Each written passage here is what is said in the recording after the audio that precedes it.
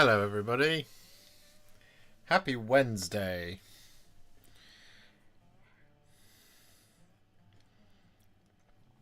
How's it going? You guys good? You guys having a good time? You guys having a good day? Having a good week? Having a good month? Having a good year? So many questions. So little time to answer them all. Of course. How's it going? Today, we're going to try something we haven't done before. We're gonna figure out a scheme together, and I'm gonna walk you through everything I do to figure out how to paint miniatures. And because Emperor's Children are coming, and it's one I'm unsure about, we're gonna do that together. I'm gonna record it, and we're gonna make a video out of whatever we record tonight, hopefully. And if not, it'll just be a good reference for me when I actually make a proper video about this. So that's what we're doing tonight.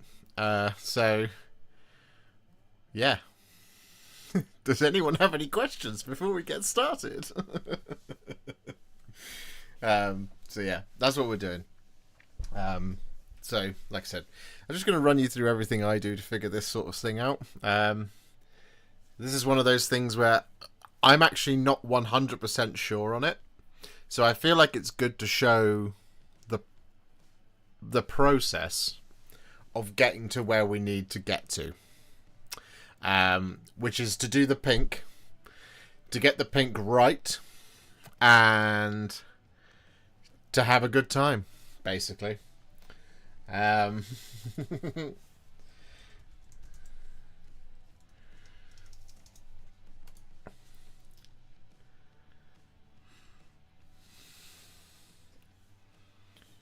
Which new Emperor's Children model are you most excited to paint? Which one, if any, are you dreading? Oh, I'm not really excited, and I'm not really dreading any of them. They're just Space Marines, isn't it? They'll just be easy. Are you also talking about how you know which paints to use when you look at a miniature? That is exactly correct, AVB. That is what we're doing. Are we just talking Emperor's Children, or can we ask about anything? You can ask whatever you like. Like I said, this one is, we are going to be recording. If you guys have questions that go through that make sense for the video, I will also capture that. So it might be that you get in a video as well. So, you know. I'm currently stuck on my guard paint scheme. I have 2 Rogaldorns that I think I want to do in winter schemes, but I don't know what to do to make the Ratlings match yet. Interesting. Pick one and extrapolate out. It'll come to you.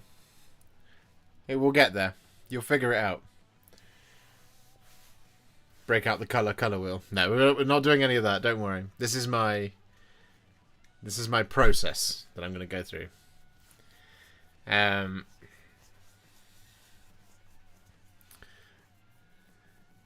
Hello, Captain Manrings. Oh, I see how it is. Oh, what have I done now? Did I not see you initially?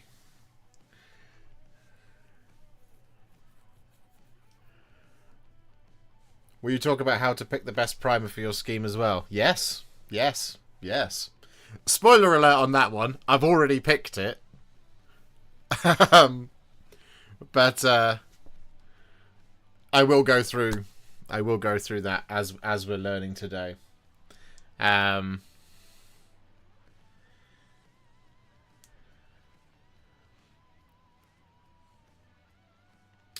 there you go. Stealing our ideas. No, answering your questions. White Scar. No. Okay, look, we'll get to it, right? Should we just kick things off? Right, I'm going to pause the music because I'll put music on. I'll put music on later. Okay, so I'm going to minimize these things so that we get a nice clean video output. And we're going to do the same thing on the overhead as well. So we'll get a nice clean output there. There we go. You'll still see my face. Hello. So we'll do that, and then we're going to very quickly, open up a browser tab because that's what we're going to need for this. And we're going to look at Warhammer Community, and we're going to scroll to 40k, And we're going to go down and we're going to look at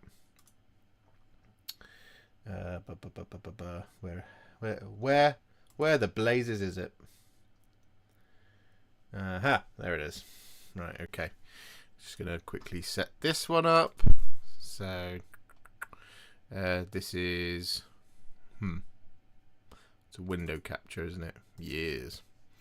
It's that one, turn it on, and we make that a little bit bigger.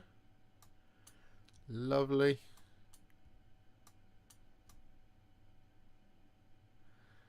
And then just gonna it's not the cleanest, but it'll do.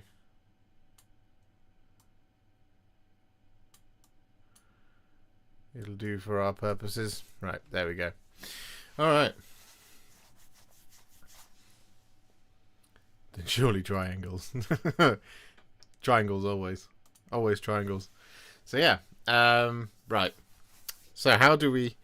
This is where I'm recording now, by the way. So it was a terrible intro, and I will do something sensible with this. Like I said, I don't know if I'm going to turn this into a full video or whatnot, but we will try and keep a record of this. The VOD of this will be on demand for all of you guys, so you can be able to see it in the live tab on the channel if you want to go back and see any of the advice I give about how we do these types of things.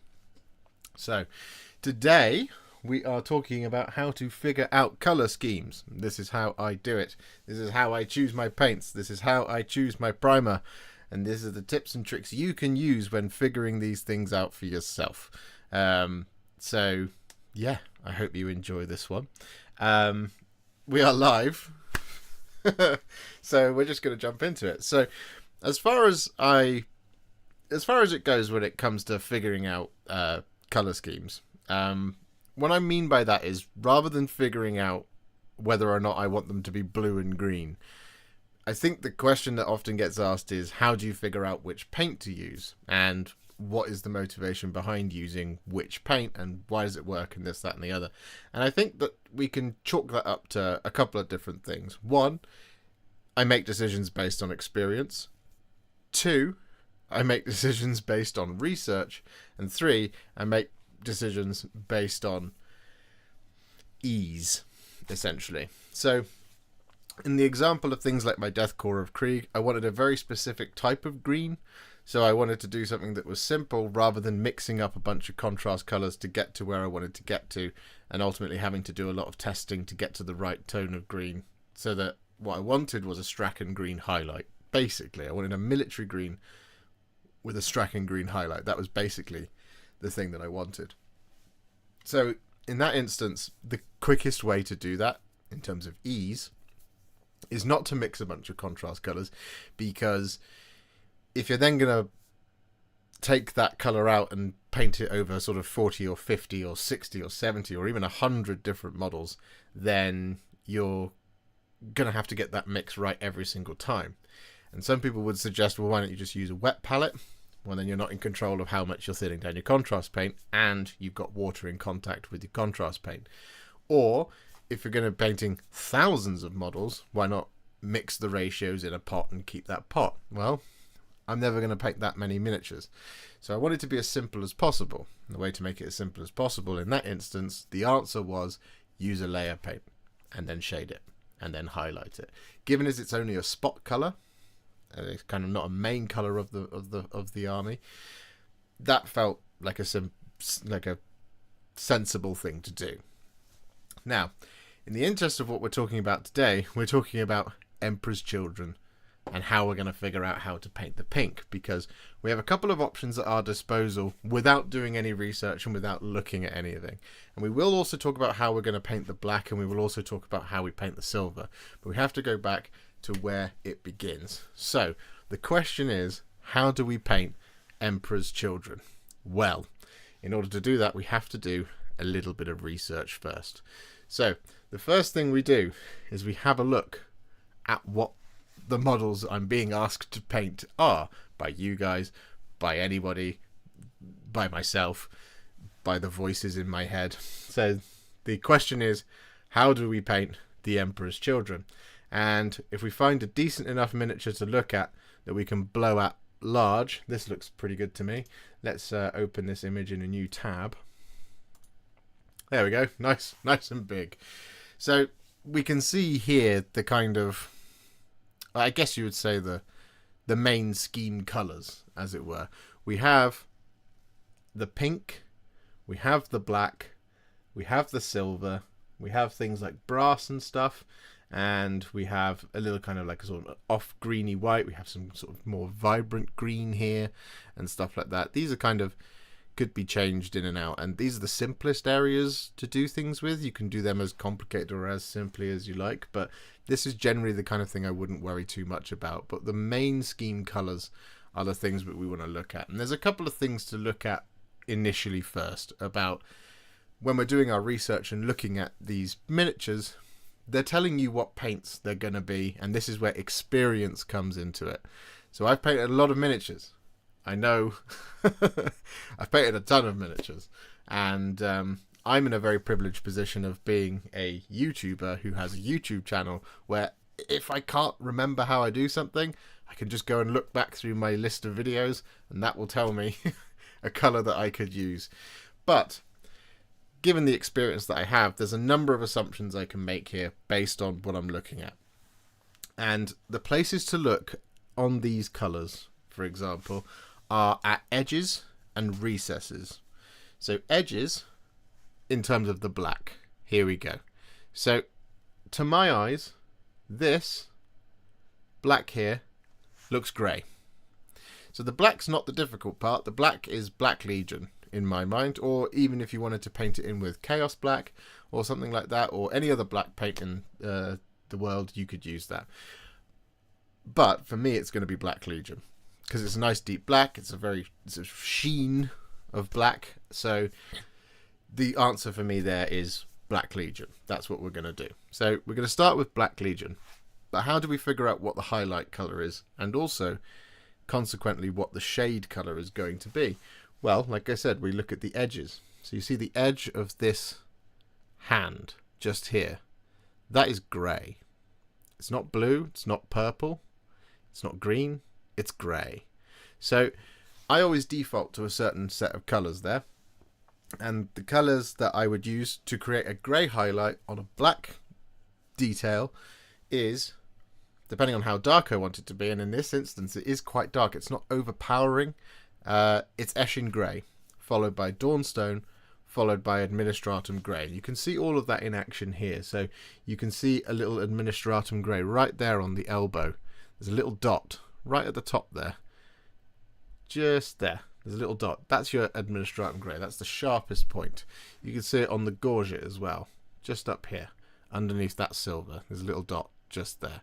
And you can't see it on here, which is lead me to believe that this would be the kind of not the sharpest point, as they've decided that that's going to be when they've been painting it themselves. So this to me is Dawnstone all the way across. But this here, this line on the underside, that's the darkest grey in the form of Eshin Grey. Obviously, we've got a different black that you can see just over here, which is this part on the gun. Now, there's hints of green in that at the top there. You can see it just there. You can see it along the top edge there as well. Ultimately, I probably wouldn't, for the sake of keeping the tutorial easy or simple, or to try and keep the paints list down, we wouldn't go in there and then choose to use something like, well, it's quite a dark green there. We wouldn't use something like Cabalite green or something, just for the sake of keeping things on target, as it were. Just trying to keep things as simple as possible. So this we would probably end up doing in the same colour as the rest of the black details, given as the black armour, because it's not going to, it's based on what I'm looking at in terms of the Noise Marines, it's not going to appear very often in terms of that kind of detail. Now, we do have a slightly different thing in that if I can move this, no, wrong button. There we go. So if I just bring this up a little bit, if we look at the leg down here, there's definitely a blue or a bluish green that's going on here. So this is to denote that this is not armor, this is leather. So there is the difference. You can see, and you can see it based on this marine down here. And look at this hand just here. You can see the Eshin grey around the inside. You can see that lighter grey around the outside. That's your Dawnstone. And then the Administratum grey will be appearing here somewhere, for example, across the knuckles there. There's just little white spots. But down here you can see that slightly greenish tint, maybe a slightly bluish tint. It's, to me, my eye, it looks green. It might look blue to you, which would be similar in that regard to the pipe here on the sonic weapon. I'm not entirely sure what it's called. So that's how we figure out this color, and you can do this across all of these colors and just look for things like edges. That will indicate how you're going to edge highlight it, which will indicate what the back color is going to be. Because we're going for grey, it's just a sheen black. So it's going to be Null Noil is what we're going to shade that Black Legion with. So Black Legion, Null Noil, Eshin Grey, Dawnstone, Administratum Grey at a push. You might not even use the Administratum Grey. I might not use the Administratum Grey when it comes to filming these videos eventually, if ever we do, which we will do, of course. Just got to figure out when these models are coming out. But now we look at something a little bit different. So if we look at a brighter colour, for example, the skull on the end here. So this is where things can get a little bit tricky. Now, the top colour, as it were, the bit on the kind of the raised details, that to me is a white. It could be a slightly off-white, could be a greenish white, could be something like a bluish white, but to me the top colour is white. So really what we need to figure out to get this colour sorted is what's going on in those recesses. And that could be a number of different things. And again, this is where that question about whether it's going to be a difficult scheme to do or whether it's going to be an easy scheme to do, this is where this now comes in. So we can achieve this in a number of different ways. We can achieve this by thinning down Pterodon turquoise quite significantly to get this sort of greenish pattern that's going on here. We could use something like Coelia green shade, perhaps. We could thin that down just a little bit, not too much. Pterodon turquoise, we would need to go for quite a few parts, 3 or 4 parts to get it nice and thin to go and get that sort of colour. We could use something like Croxagore scales maybe, or we could use Eldari emerald. We could use all of those to try and make these things really thin. However, again, when it comes to splicing this out over multiple different things, you might not want to do something like that. So actually this is where the experience then also comes in. And we can look at something like that and think, okay, well, it needs to be slightly green and it needs to be white on the top. And there is a perfect paint for this. And it's not going to be quite obvious immediately, but the paint is Briar Queen Chill. Briar Queen Chill basically has this top colour down. It's basically perfect for it, but it won't be perfect for the recesses. But rather than using thinned down Pterodon turquoise to get there, we can look at layering in a different colour over the top to get that sort of mix. So Briar Queen Chill, being what it is basically blue in nature, or at least my eye sees it as blue. It's got a bit of a green, but if we have a look inside, it looks blue to me, and we'll put this on camera for you at some point, but it looks blue to me basically, and we want to add a little bit of green in there. So that's where we can go for a slightly more vibrant green shade. So if we use Briar Queen Chill and we assume that that's the top colour, we can add in something like Poxwalker, because Poxwalker again has a bit of a blue-green edge to it, but that will give us those shades right there in those recesses. And this is what I'm talking about. We're looking at edges and we're looking at recesses. We don't do this on a dark colour like black because, well, there's not really a recess, but there is an edge that we can use to investigate. Whereas for something like the end of the gun, this is where we can look at this sort of thing and figure out that that's where we need to go. And the same thing applies to the flat panel back here on the Noise Blaster, Custom Sonic Blaster, or whatever the hell it's called. So you can see that they're very similar colours. And that's how we would determine that those are the same colour, basically, is we can see this recessing, this kind of shading that's going on in the back left corner next to the gold. We can see that is got that same colour that's going on in here. So actually, we can just cover that in the same way. We can use Briar Queen Chill, and we can use a little bit of Poxwalker just to try and get it in. You won't need too much, and then we can relayer it with some white or something later on, essentially, is what we're trying to get to. So that's basically the fundamentals of it. This is how we're figuring out these schemes. And when you look at Warhammer Community, and when you look at Games Workshop, and you look at the box art, and you look at all the various examples on the internet of really high quality painted miniatures or tabletop ready or anything like this, that's the way to look at it. It's to look at edges and look at recesses, and that will tell you what paints you need to use. However, if that's something you're not sure on, there is another way that we can do this, and we shall have a look at this coming up next. Quick break. Chat's just gone dead silent because I've been talking. Hello, everybody. How was that for you guys?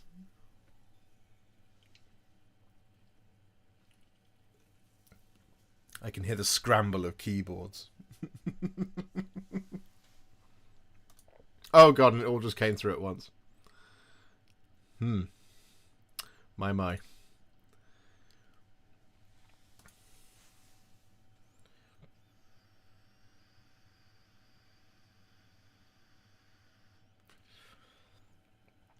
Serious Josh is hot. We can't see your cursor. I understand. You're not always going to be able to see the cursor. When we pull it out, like I said, I'm recording this to make a video out of it. What I'll do is I'll put some red circles or something over it so you can see where I'm pointing to, if that makes any sense. Does that make sense?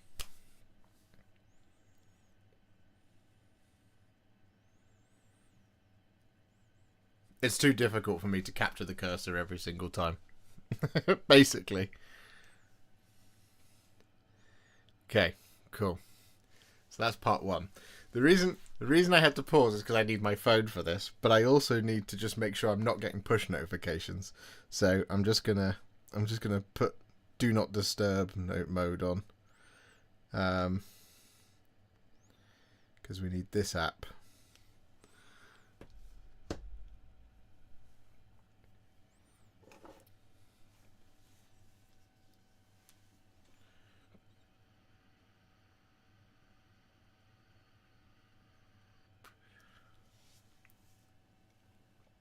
Missed opportunity.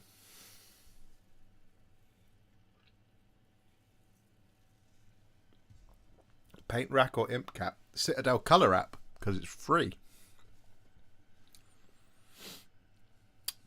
That's basically what we're doing. Okay.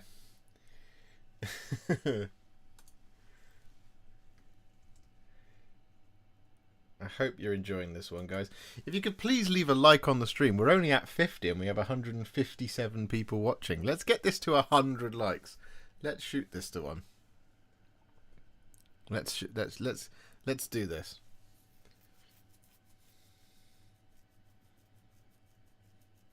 They don't have contrast method on the app anymore. No, they don't. But it's still really useful, and I'll show you why. I'll show you why it's useful. The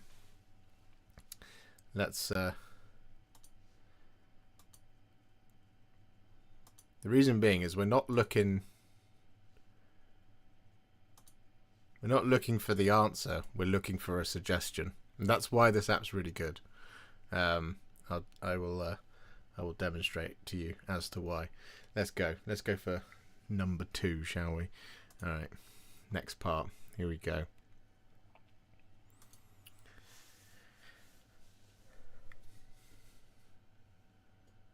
So what do we do in the interests of... No, hang on. Let's start that again, shall we? Everyone's praising the one take.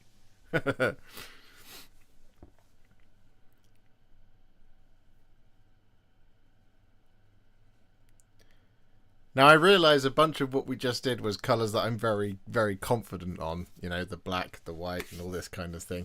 And we haven't talked about all of them, of course. We will get to some of them in due time. But the thing I want to talk about next is the colour that we don't have the answer to, which is the pink. Now, there's a couple of things that we can try when it comes to the pink. And if we were to limit ourselves to a particular paint range, which is what I am going to do, because it's what we do around here, contrast plus range, we need to figure out ultimately what the suggestion is from Games Workshop to paint that colour is. What is that colour? So one of the best places to do this is the Citadel Color App. So if we do this, you should see Explore Versatile Contrast Paints. That's nice and convenient for us.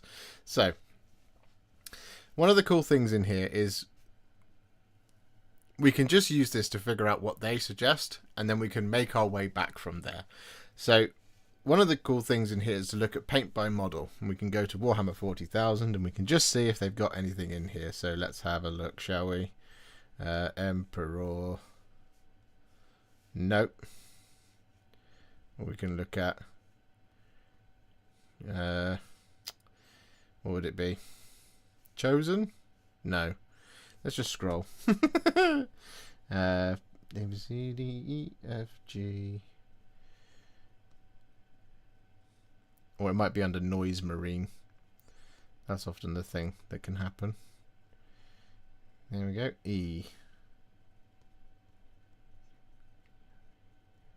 Yep. So let's try Noise Marine. That's not going to help us, is it?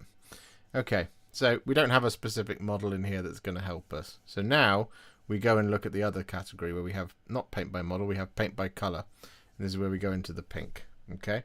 So whilst these aren't necessarily going to be the recipes for us, there might be something in here that helps us figure out what that baseline color is going to be. And if we look at something like pale pink, looks like the one to me. And we can see what that is. They suggest using White Scar, then Caribou Crimson, then layer Emperor's Children, and then highlight with Fulgrim Pink. That's what we get to. So this is the final kind of colour that they're saying is what this will give you. I would suggest that that's probably true. Now, looking at that there, that shade, that's not the colour. That's not the colour we want for our pink. It's way too bright. It's way too washed out. So that's not going to work for us. So let's try, what does pale pink contrast tell us to do? Tells us to use Volupus Pink, layer with Emperor's Children, Fulgrim Pink, and then that's what we get. That's what it looks like after one layer of Volupus Pink.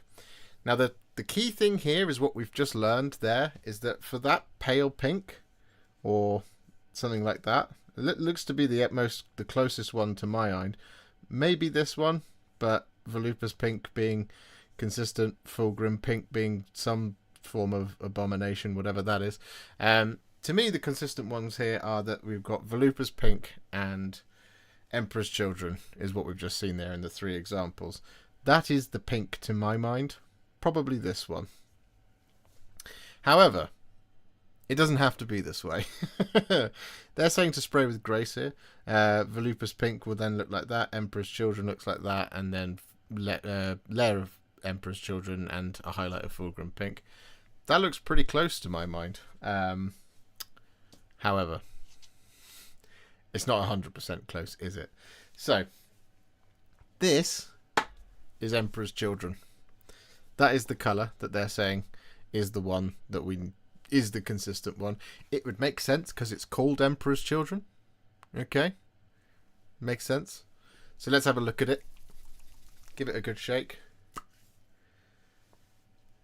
That looks about right to me. However, it's very vibrant. It's very, very, very vibrant. So we actually would need to darken this down. So if we were to paint it with Emperor's Children, we would want to add a little bit of sort of crimson in there, which is why rather than spray it White Scar and apply Caribou Crimson over it and then layer with this, I would, if I was going to do it this way, layer it with this and then shade it with Caribou Crimson. But that's a lot of work. We don't need to do that. That seems like a lot to do. So this is going to lead us in quite nicely to the next part, which is choosing your primer. And hopefully it means that we can go back to this window here. Based on what we've just discovered from the Citadel Paint app, there's been 2 recommendations of white and grey sear. Wraithbone is too warm. I think it will add too much of a sort of reddy tone in there by applying the Volupus pink over the top. You have to work a lot harder to get over that versus something like a grey sear or a white skull. What grey sear is the significantly more colder option, and it is my preferred paint primer.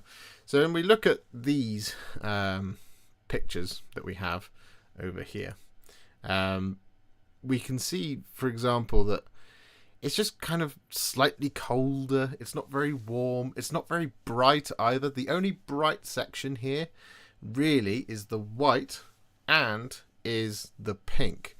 But you can see there's this slightly darker area at the edges underneath, for example, the this drum here on the back, under here as well. You can see it kind of on this leg up here. There's a little bit of a darkness on the underside of this. So I actually think there is something that we can do here with contrast paint and a glaze if we need it. Because we're looking for kind of areas of warmth or areas of cold here in this colour. To my mind and to my eye, this is cold. To you, it might look warm. To me, it looks cold. It's not a very inviting pink. It is a cold pink. It's got an element of kind of like pink stretched over skin in many ways. Is that kind of vibe that I'm seeing. We've got this like this little shadow in here and on the underside of the knee. I mean, it's flat up here, but it's almost like a flesh color. If it's just a little bit more red in there or a little bit more yellow, something, there would be significantly more kind of like warmth to it. But I think it's just on the cold side of it. Now, as we've mentioned, if we're going to think that Emperor's Children is our colour, well, in the contrast range, this is where we then have we have 3 choices, essentially. We have 3 paints that can be used to do pink. We have Volupus Pink, we have Doomfire Magenta, and we have Carroburg Crimson. And, well, this is where the choices start happening.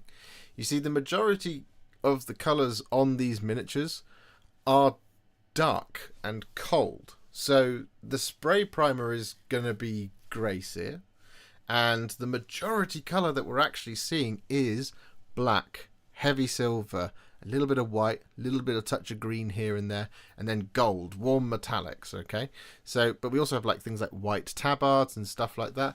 And if we check out even more pictures of even more stuff, you'll see that there is a consistency between all of them. So if we look at, for example, the flawless blades or something, is that what they're called?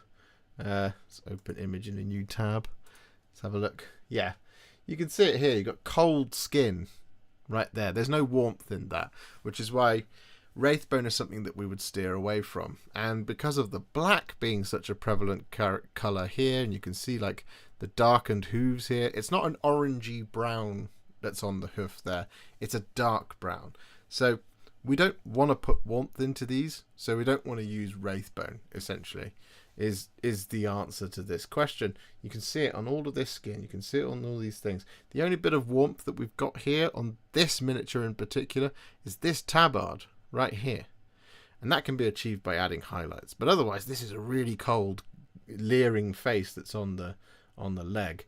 Got really cold kind of skin, and we've got cold hair, and we've got sort of cold greens and this, that, and the other.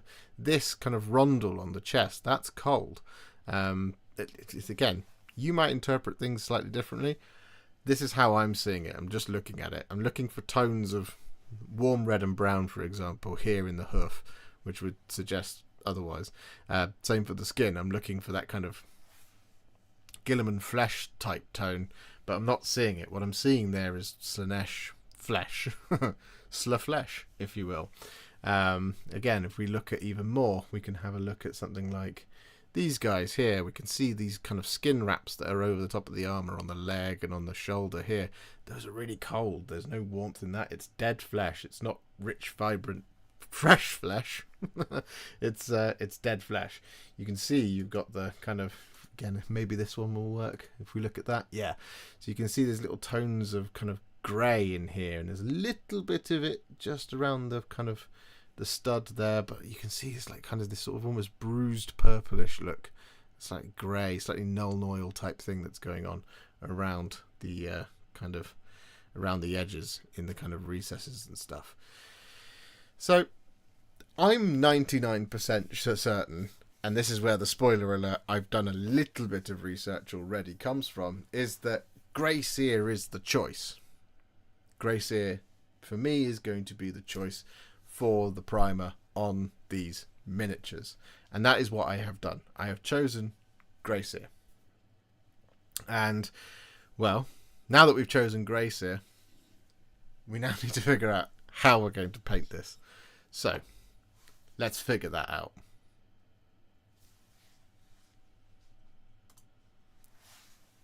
Oh, part 2, isn't it?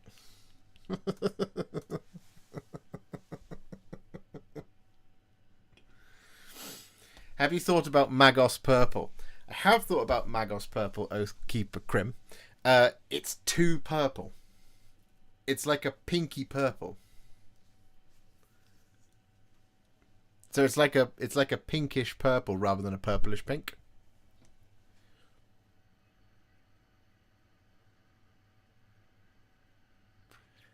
Good evening, Black Hole Eyes.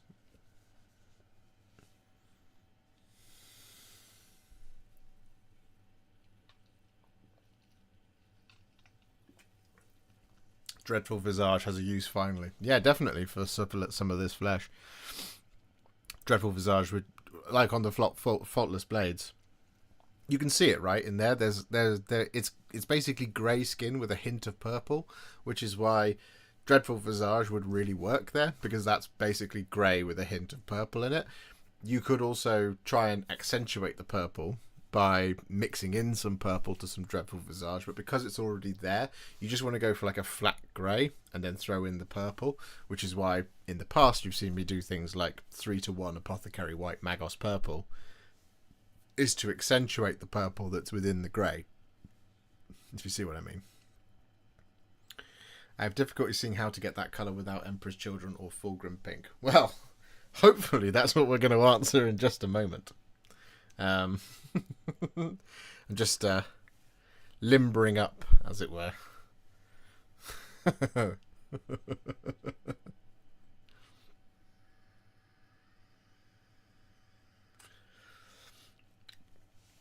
you guys all with me so far? You guys enjoying this? If you're enjoying it, let me know. You've almost hit 100 likes. Legends. Legends of the chat. Every single one of you.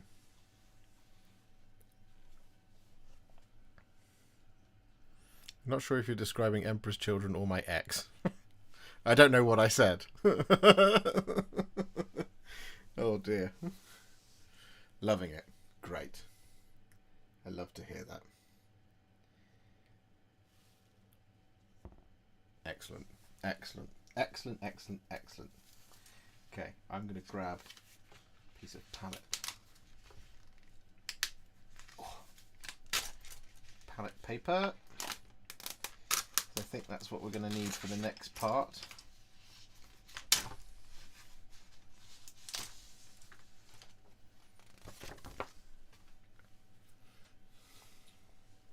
Oh, I can actually also do something. Go to me on YouTube and we can look up, what have I done that's pink? Pink horrors.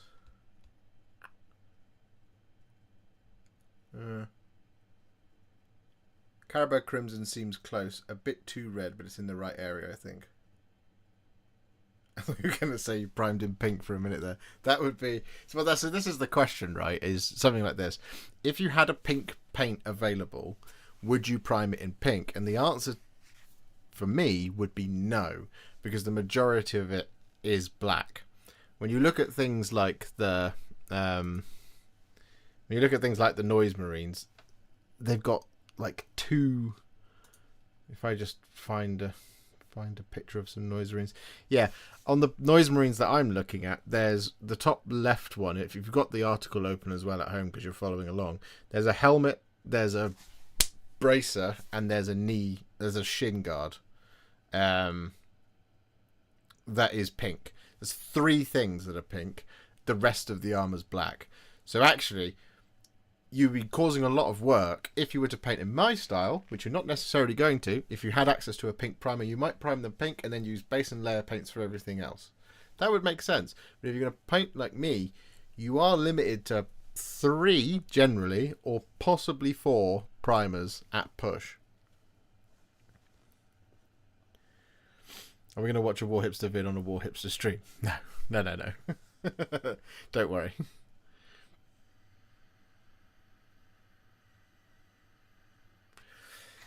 Skaven tails, kind of. They're not big enough to be useful here. It's a really small detail generally, and the segments are really small. So you can get away with using something like Carroburg Crimson on a Skaven tail. For example, if you use like the thing with the shades is that, to answer your question, the thing with the shades is that they are really, really cool, and they work really well when there's a lot of recesses around. So like hair, for example. You can do white hair really easily by just throwing Null Oil over the top of it because there's loads of recesses all over it. But because there isn't loads of recesses over a flat panel, Carroburg Crimson, for example, here wouldn't necessarily work. So same for a Skaven tail, it's all the segments of the tail going all the way up. If you use Carroburg Crimson over the top of it, it will go into the rings and it will make it look crimsony without needing to do any extra work. It would also substitute doing any highlights because it's a weaker paint than something like a contrast paint. Basically is the answer to that question. Would Highfleet Leviathan body scheme be the right tone to copy?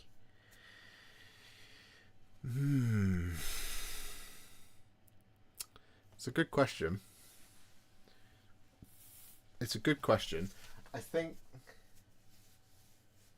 I don't think it's pink enough. It's too bright. Generally, I think. I feel like the Vallejo paint range may help here, seeing their pinks. What, their game colour or their express colour? Bearing in mind that this is figuring out for this video. The video cannot be how contrast plus how to paint, start with a Vallejo paint.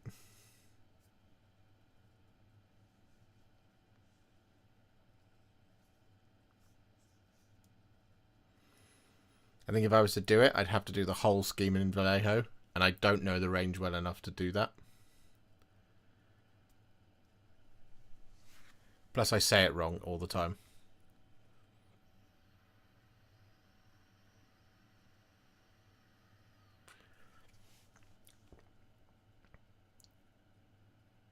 Is my thing with it. And everyone tells me differently all the time as well. Okay.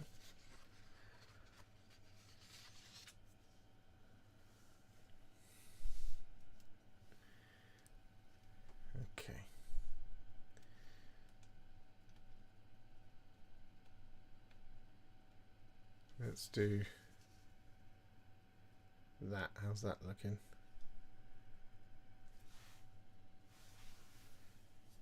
How's that look? That's a bunch of Space Marines. Oh, that looks good. That looks nicely exposed. See my hand? See the paint? Yeah. Okay.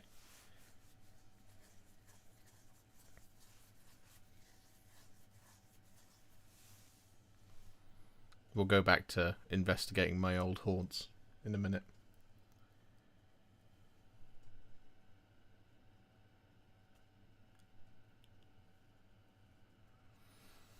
So we're trying to figure out the pink, okay? And, well, within the contrast range, there are essentially 3 options that we have at our disposal that are pink. There's a 4th, and technically a 5th as well, but they're not quite right, and I'll demonstrate as to why. So we have, at our disposal in contrast range, we have Volupus Pink, there it is. We have Doomfire Magenta, there that one is. And then in the shade range, we have Carroburg Crimson. And the other 2 wild card entries are Magos Purple and Sigvald Burgundy. But there's lots of decisions about these as to why they're not necessarily going to be the best options to use. So, firstly what we'll do is we'll start by having a look at each of the colours, right? And we're going to kick things off with Carroburg Crimson, basically. And we're just going to do this over the top of this piece of palette paper. This will give us a reasonable indicator of what these paints are going to look like. So, Carroburg Crimson, here it is. And we're just going to apply it on the paper like that sort of thing. And as you can see, it's pink. It certainly is pink, but it's really thin. You can see around here, there's not a whole lot of warmth to it. There's a bit here and there's a bit here from where I've kind of zhuzhed it a bit. But having applied it to the palette paper, you can see just this is actually the colour that it will look like generally on the upper surface of a model, on the flat of a model. That's generally where it's going to look. So it's not quite strong enough for my mind. In order to make this work, we'd probably have to use a Wraithbone primer, which could work. It could work. Or introduce some warmth into the scheme in order to make the pinkiness, this bit, the flat bit here, really pop. Our next option is Doomfire Magenta.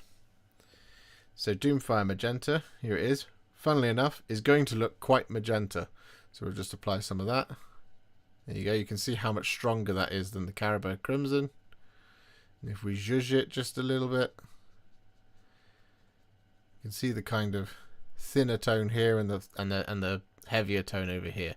Just by, if we just give it like a little kind of mussing. By forcing that kind of heavier tone to one side and kind of thinning it, like kind of aggressively scraping basically, you can see what the lighter tone of Doomfire Magenta looks like versus the heavier tone here and here. Does that make sense? So that's the paler bit, that's the darker point. You can see, like I said, complete difference in tone between the two already. So that's Doomfire Magenta. Now, this lighter tone here, this could work. It could. But we'd have to do something about thinning down this area here.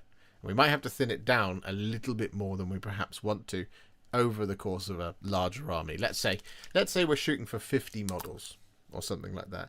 The army box, I believe, it comes with, well, I've got it here in front of me on the screen. The army box has, inside of it, it has 10, 20, 1, 2, 3, 4, 5, 6, 7, 8, 9, 10, 11, 12, 13.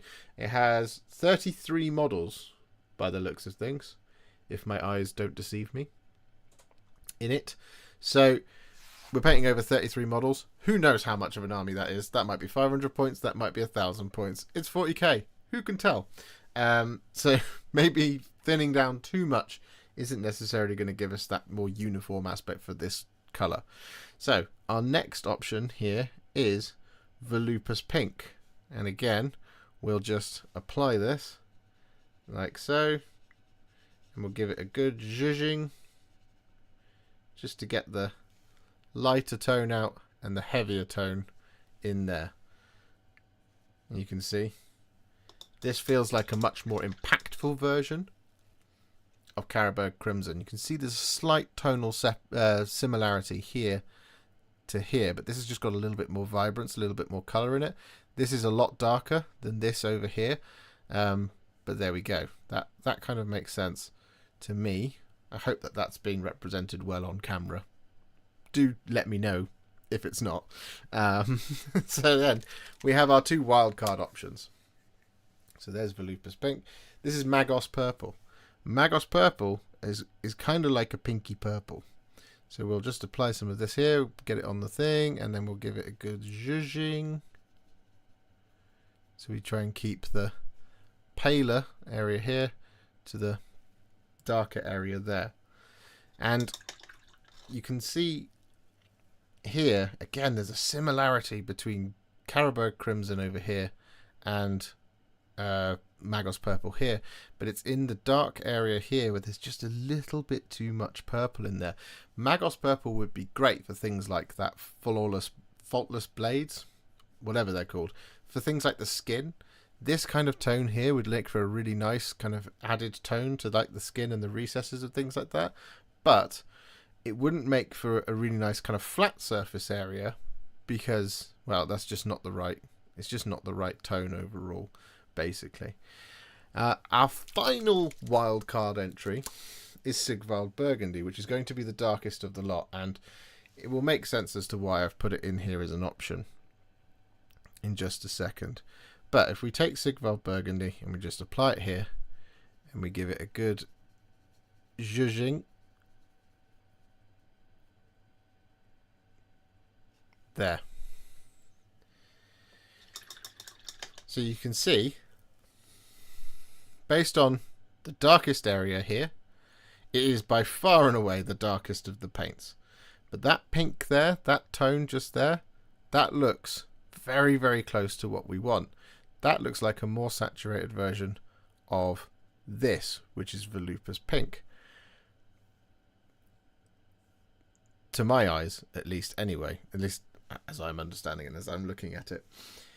This looks about right to me, here and here. So this is what you can get out of Sigvald Burgundy, but then that's the question here when we're coming up with the painting video and how we're going to paint the scheme. How much are we going to have to thin down Sigvald Burgundy to get to this colour here? Is it going to be a consistent amount? Is it going to be an easy to do amount? Or is it not? That's the question on everybody's lips, I'm sure. So, one thing that we can do naturally is we can use either of these two paints here to get our pink, and we have to thin them down significantly in order to get there. We could use this one here, and we'd have to thin it down a little bit to get there. We can't really use this one. As it's drying, it's looking more pink, but I'm pretty certain that that's more to do with the exposure on the camera than it is to do with what you're seeing at home. But there you go. That's all the options we have at our disposal. And I think Sigvald Burgundy, whilst it's got a really nice pink tone right there, I think it's going to be just a little bit too much work. It might be that we can use it to get some shading on there, or we can use it to kind of paint tabards and things, which will still have elements of this kind of pinky stuff in it. That could work. I think Doomfire Magenta is also just not quite right here. I think this recess here, if we start thinning things down, you're still going to see some of this in there, and that's not quite the right colour to my eyes. I don't think Carroburg Crimson is correct, and I think I'm just going to give Carroburg Crimson another blob on the palette because I don't feel like it's fair enough. I want you to see what I'm talking about here. So we'll give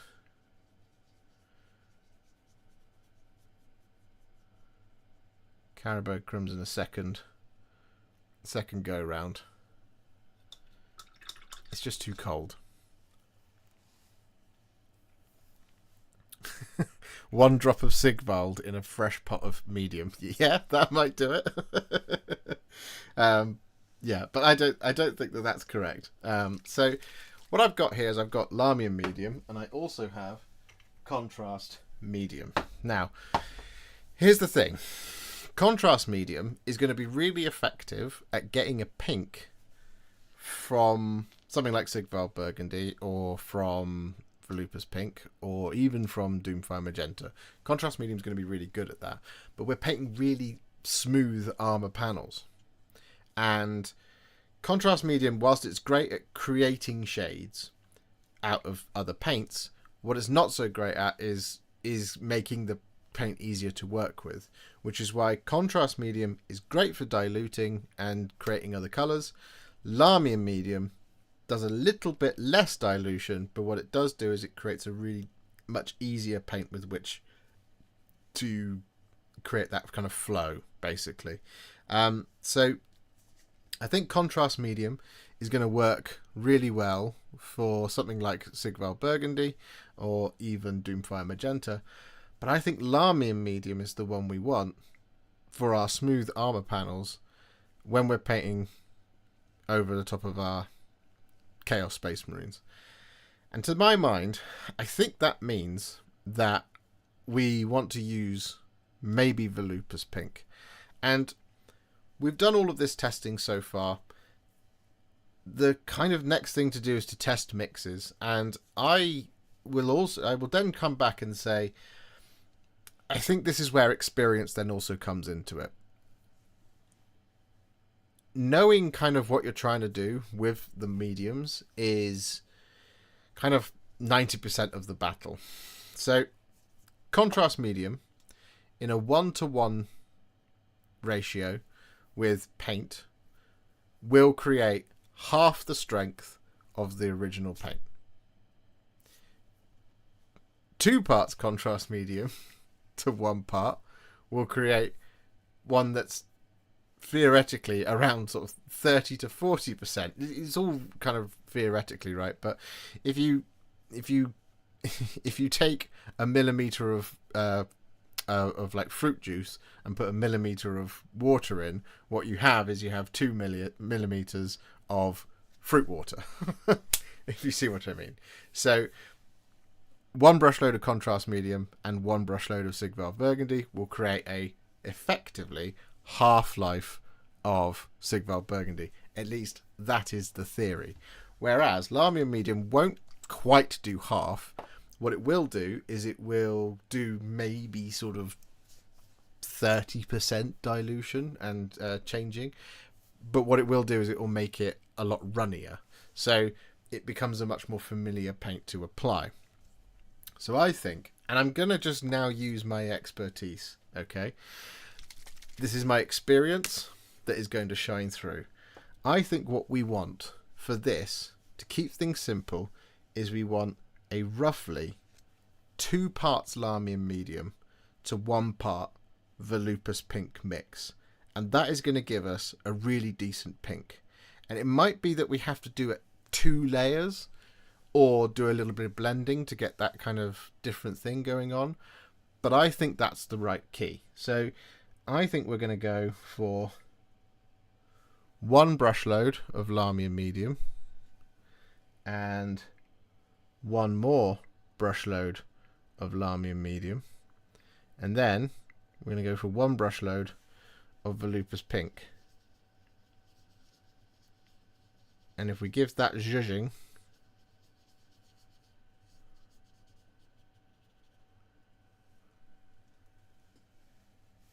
I think that's it. That right there.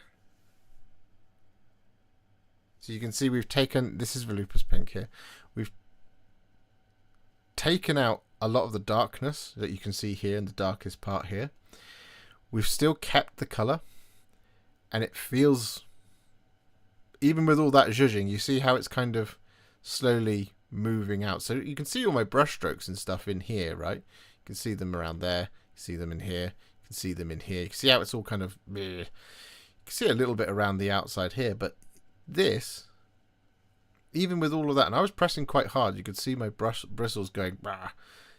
You can see how it's just kind of moving together. You see? See how it's just that little bit flatter? I think that's the one. How would Doomfire look at the same dilution? Great question. Let's do that, shall we? Why was it the only paint that I left closed? So, Doomfire Magenta. So let's go 1 of Lahmian, 2 of Lahmian, 1 of Doomfire. Zhuzh.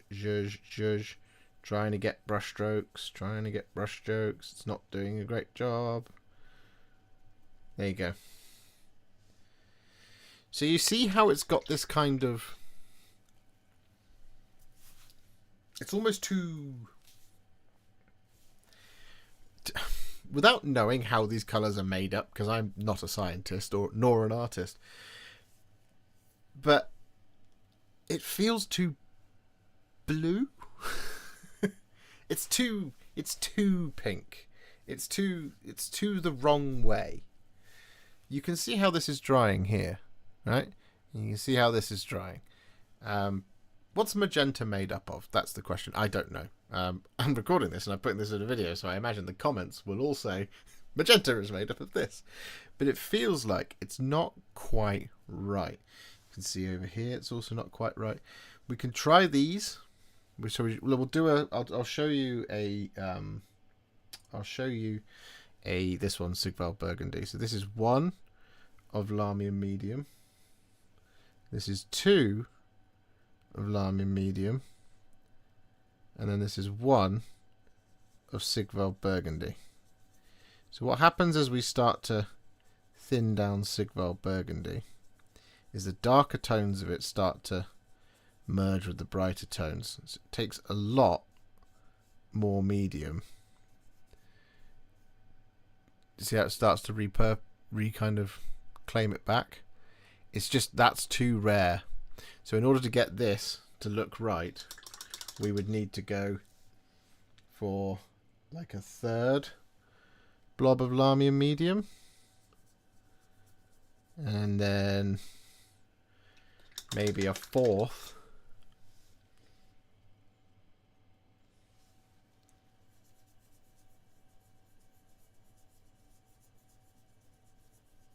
And there you go. Now you can see the dark tone is starting to come out of it. But now we're at the point where we're using 4 parts Lahmian Medium to 1 part Sigval Burgundy. Whilst that's a nice colour, that's too much. Because again, if we're basing this off of the idea that we've got the army set, that's 33 models. This will cover maybe 1 model. So you want to do that 33 times? I don't think it is. It's too purple, is what the chat says.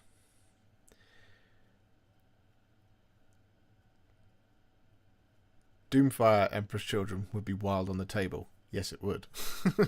Yes, it would, Psycho Dice. I'm using a medium layer brush to do all of these mixes. This is what I generally use because it's just a good tool for doing it. It means you can do it quicker rather than using something like a small layer brush or whatnot. I think we found it here. The Volupus one definitely feels the closest, says chat. Diedrich. You and I. Save wavelength, I think. I think this is it. I think this is the one right here.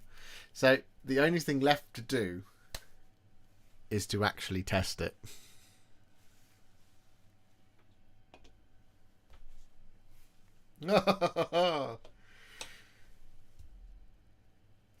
Do you think this works as a video? Is this going to work as a video? Are you going to want to have this to look back on as a video? If I put this like hour and a half worth of footage at the beginning of a video, is that going to work? You're loving this, Mark. Good.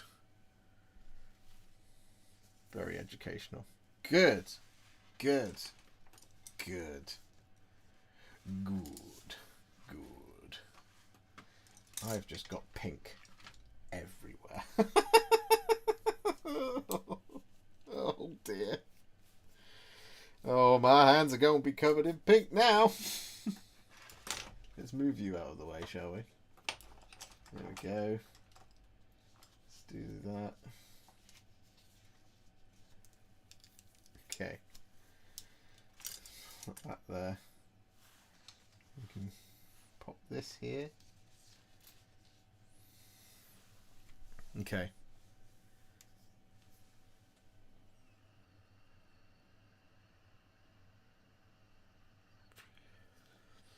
This has helped me understand why you sometimes have ratios like 4:1, which I trust but don't intuitively make sense to me.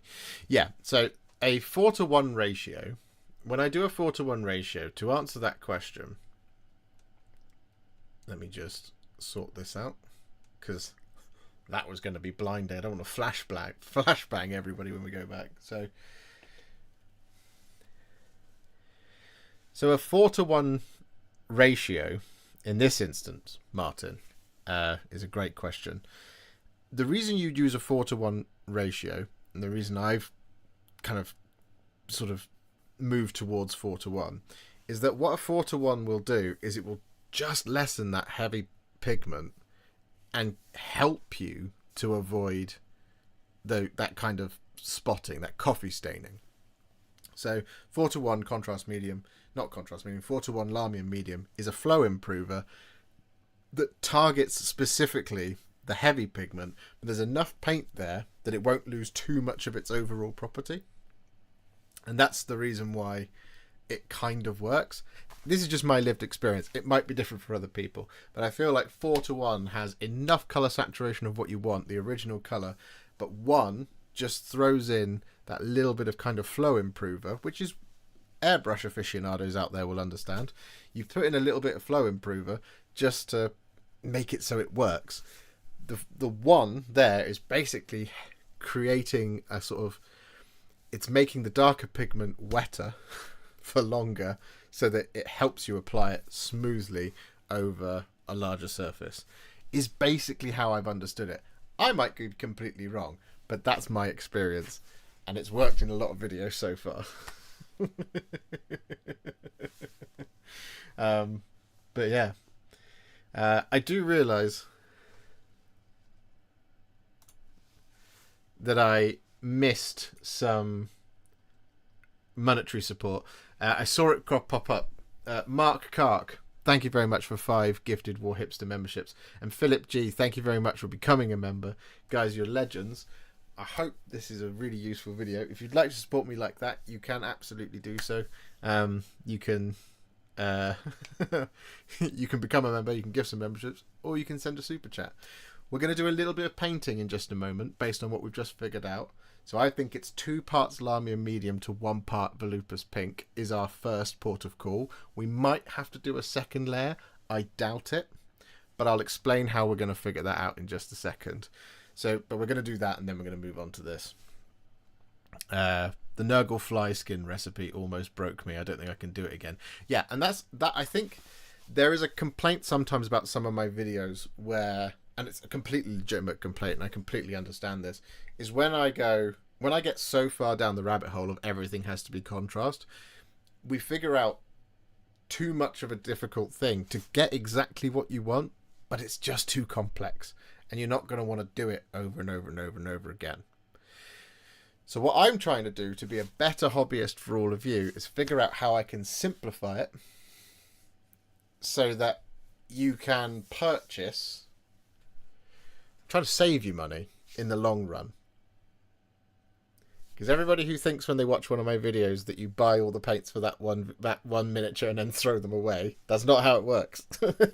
In this, we'll paint 1 Chaos Terminator, but we might do a 2,000 point army, okay? And I'm trying to make it so that you'll only have to buy Volupus pink, Lahmian medium, if you don't already have those.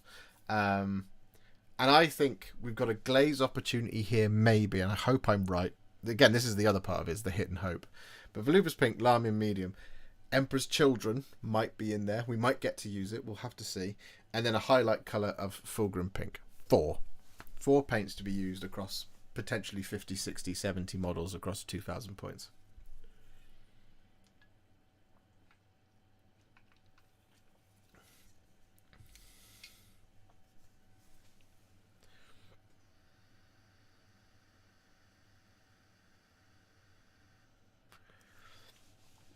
Could the Doomfire and Volupus be mixed then thinned?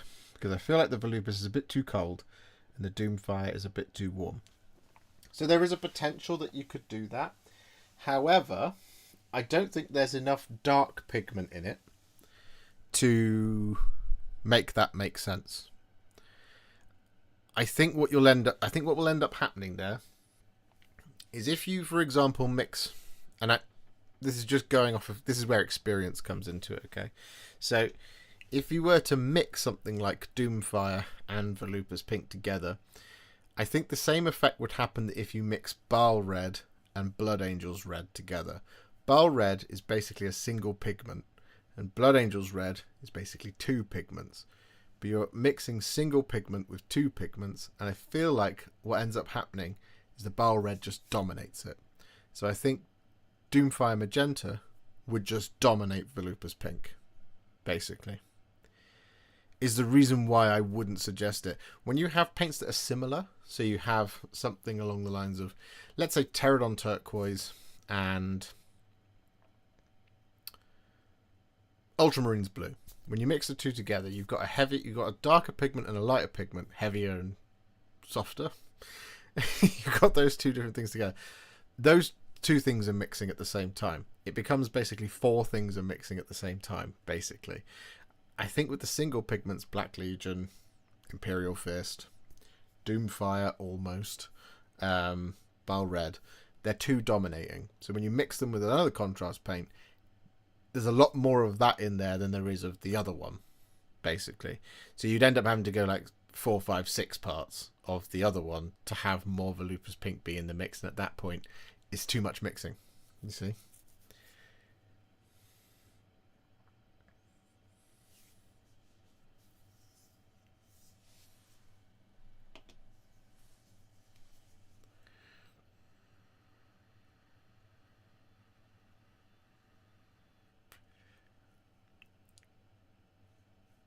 Shouldn't colour schemes be Zinch? Arguably, yes, Kelly.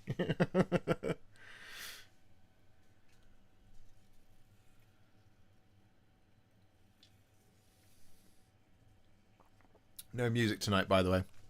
Not at the moment. Because I'm recording this, I want to be able to use it. I wouldn't want the tracks to jump between things, basically.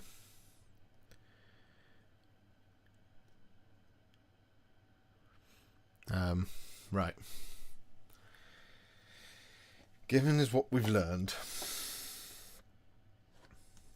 we're going to require these two. So we've got our Terminator, and we're going to paint some of him pink, is what we're going to do. And the Terminator is quite a good shout for this, because it hasn't got loads of recesses.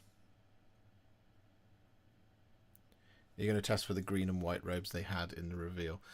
I might do that if we have time. The pink is the main thing. I have a feeling I know what I'm going to do for the green. I just have to figure out if I've got something on these miniatures that can help me do that. But we'll see. We'll see what happens. If only you could show us on an actual Emperor's Children model. Well, I would if I had any, but I don't. I have Chaos Terminators. That's the best I can do.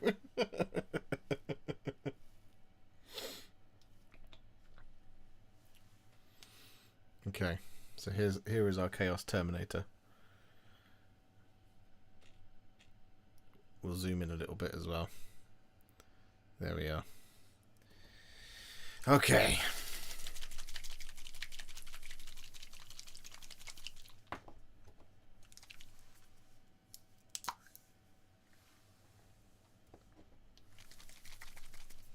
Grab Lamy medium as well, and we want to go one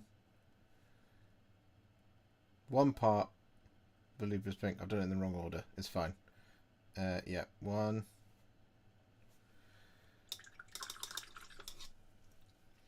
And one. And two. And that gives us what we're after. Yes. Okay.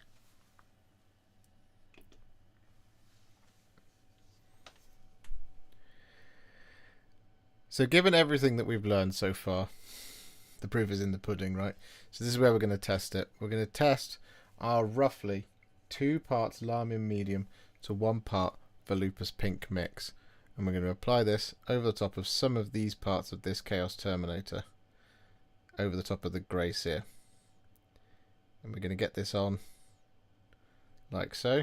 What we're looking for here is whether or not it feels like it's the right colour.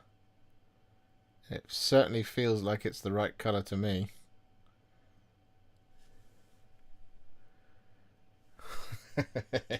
And this is over the top of grey sear.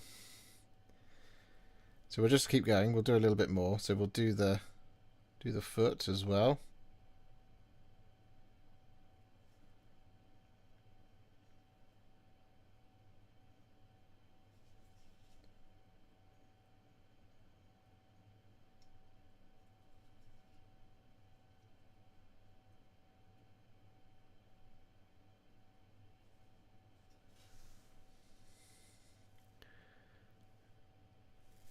It certainly feels like it's the right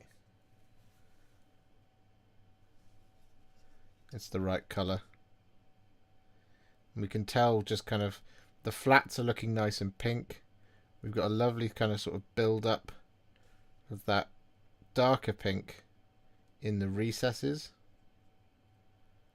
which we can always add to if we need to. But what we're looking for is that flat there to be the right colour. It's got that sort of fleshy tone to it almost. You can see how it looks almost red in the recesses as well, because this is a contrast wave 1 paint essentially, and they're still beautiful even to this day. This is why I love this. It's my favourite part of painting, you know, figuring this stuff out, and the rush I get from getting it right is just unbelievable.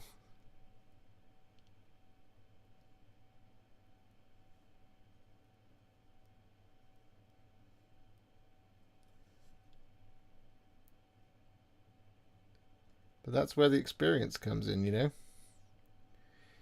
So other miniatures that we've done on the channel before that have been pink have been things like the pink horrors. And we used, way back in the day, we used a roughly 4 parts contrast medium to 1 part Volupus pink mix to do those. But we did those over the top of a Wraithbone base. And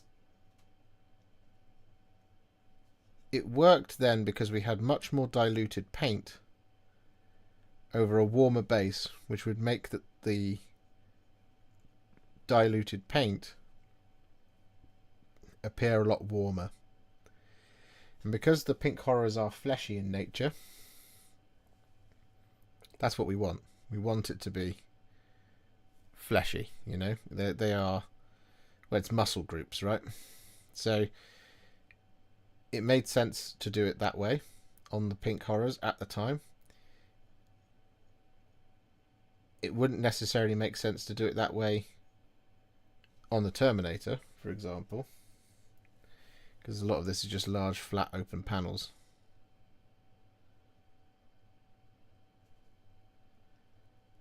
We've used that Lamium medium to great effect because it's just strokes off the brush here, whereas contrast medium, we wouldn't get getting as nice a recess here.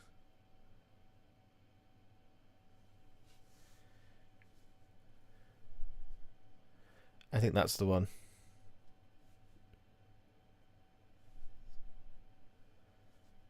I don't know about you guys.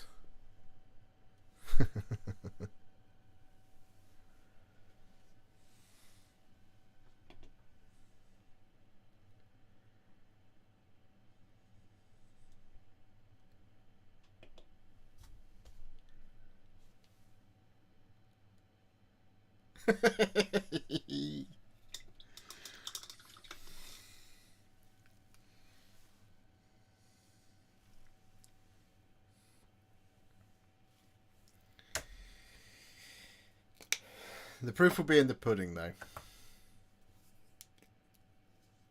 The proof will be in the pudding in just a minute. Because we need to know if we can correct it, basically. And I'm gonna try and create an accident.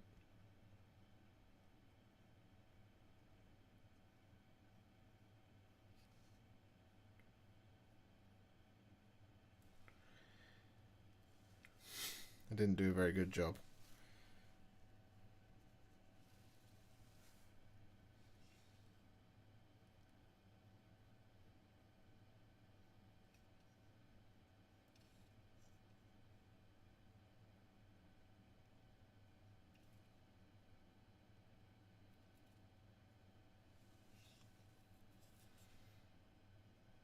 This will be fine though.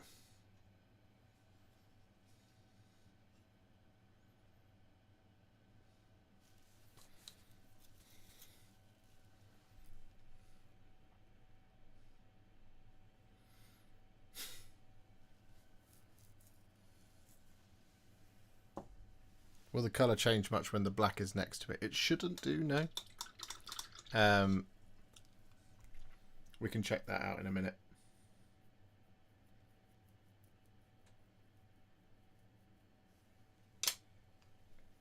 But yeah.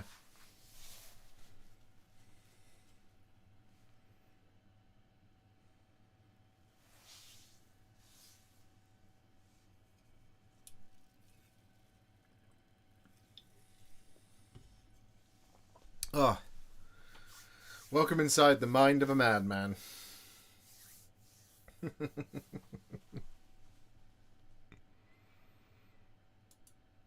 we see where we're at on these things? Oh, guys are killing it. We did have 6 new members earlier. So we'll do that. Do you ever varnish your minis? Because I just spent an entire day trying to figure out why my AK matte varnish is turning out glossy. I don't ever varnish. I don't ever varnish my minis. No, Croatome. I've tried in the past and it just was full of risks for me. I didn't like it.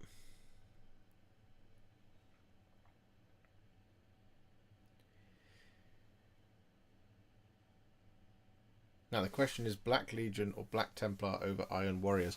Well, we talked about that at the beginning of the stream. It's Black Legion. And to determine that, you look at the edges. Look at what they're doing with the edges of black, and that's how you figure out what color it is. And the edges that they've used on Emperor's Children, on the armor specifically, not the leather. The leather's got a sort of greenish tint to it, but what they've used on the armor in particular is Black Legion. Well, they've not used this. This is how I would do it. Black Legion, shaded with Nuln Oil, line highlighted, edge highlighted, sorry, with Eshin Grey, Dawnstone, Administratum Grey.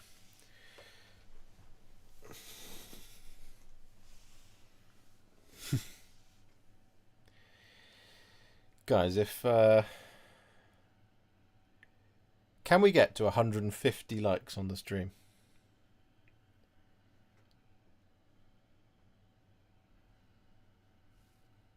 Can we do it? We're also 77 members away from our goal of 500. And there's 177 people watching.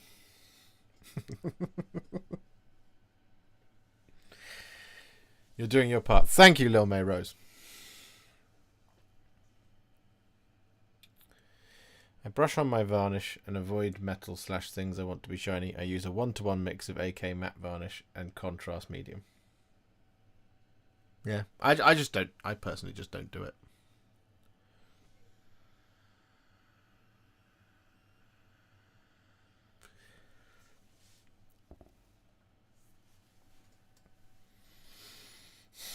Is this nearly dry?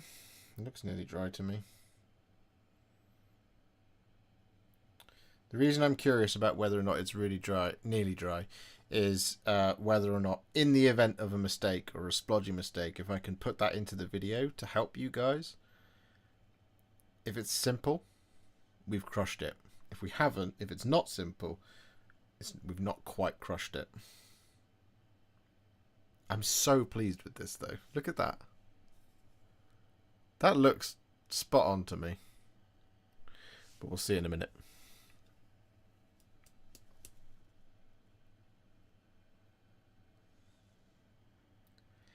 Because it might be that it requires a further going over with Volupus Pink.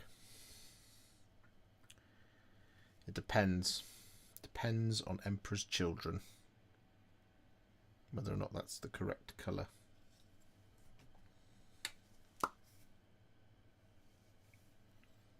Doesn't quite look like it is going to be, but we'll see.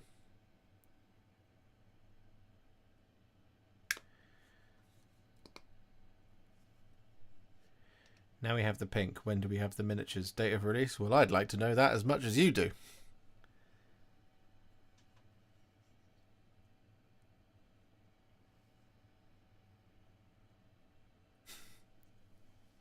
Okay. We're going to try this now.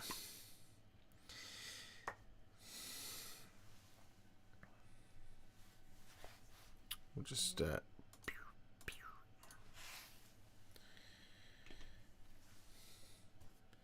So naturally, another part of figuring out a colour scheme is, of course, whether or not we can correct it. And we talked about it earlier in the stream. Not in the stream. This is a recording and a stream at the same time. We talked about it earlier in that the colour, as far as I can tell, that Games Workshop is going to recommend be used to base all of these things in, if you're going to do it with base and layer paints, is going to be Emperor's Children. Makes sense, it's in the name. So what we need to know is, if we create an Emperor's Children glaze, is it going to completely change the makeup of our model? Or is it going to help us smooth it out, if indeed we have made a slightly dark, blobby mistake, or something like that? So let's figure that out now, shall we? So let's go to this screen here. So here we have our Terminator that we've done with our 2-to-1 mix, and well, we're going to take a little bit of Emperor's Children that we've thinned down with sort of 3 or 4 parts water, something like that. It's probably roughly that kind of thing. And we're just going to apply this now over the top of this foot. And if it completely changes, it's not quite right. But it doesn't look like it's making that much of a difference, which is perfect.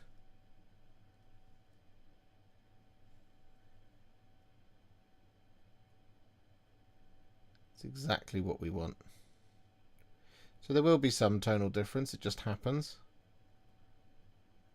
But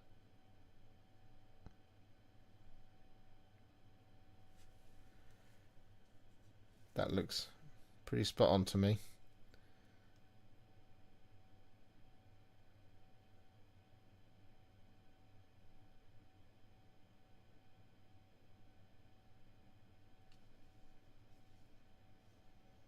Let's test it on a big area here on the shoulder.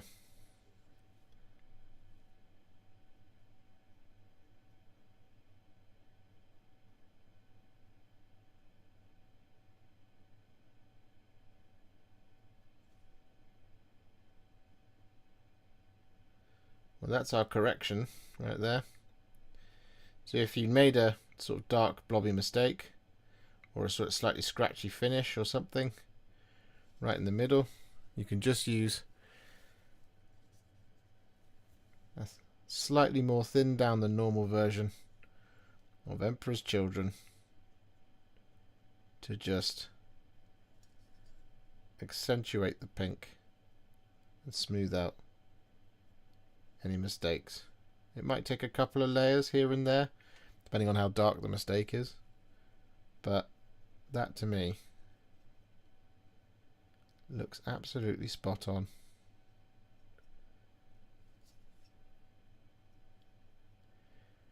So the only question that really remains is what's going to be the highlight colour at the end of the day. And well, I don't think it should be too stark a highlight. You see, at this point we could go for, you know, something off white, but not quite white. We could go for something like I don't know, pallid witch flesh. That could work. That could work as a really kind of bright spot highlight on something like this. But I think it would be rude not to use full grim pink to highlight.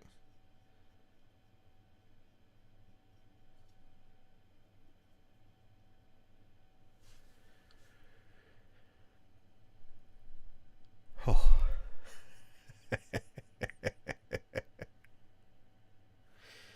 Wow.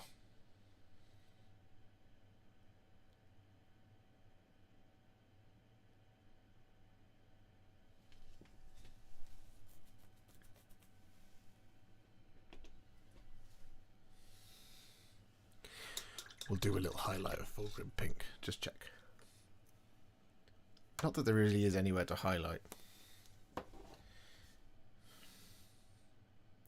Because it's chaos, isn't it? So it's all contained. Congrats on your Warcom interview. Glad to see GW give you some recognition and put your name out into the wider community. Thank you very much, guys. If you haven't already read that article, I wrote a piece for Warhammer Community. It came out yesterday. There's a couple of little hints and tricks in a highlights time. No, Cameron, I no. No, never going to happen. How often would you say you replace your brushes? Depends on the brush.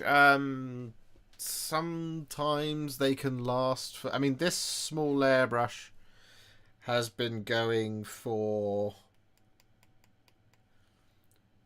like 4 or 5 months now. And I bought it... I've done a lot with it, actually, because we've had a lot of fiddly guard and all that kind of thing to do with it. You can see it's getting pretty haggard, but yeah. Whereas this medium layer brush, I opened it in December, so that's been going for sort of like 2.5 months, something like that. Probably have to replace my brushes probably once every sort of 6 months, but that is because I do this all day every day. This is what I do. I do this all day, every day. Mike Blake, thank you very much for becoming a member. That is very kind of you. Thank you so much. I appreciate that. And Ricky Ewan, thank you very much for the £5 super chat. Love watching your videos. You make it seem so simple, even if it does go in one ear and out the other. Hopefully, if something will stick eventually. I'm sure it will, Ricky.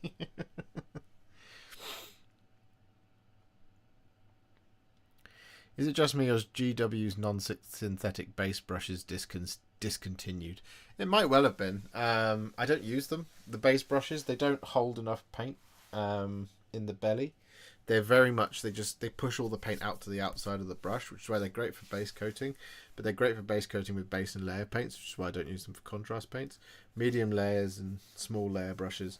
I wish there was a large layer brush. That would be amazing. Games Workshop, if you're listening. Yeah, just one up from that. That'd be great. But yeah, I just don't really use the base brushes. They used to do a glaze brush, which might have been amazing for contrast paint, but they don't make that anymore.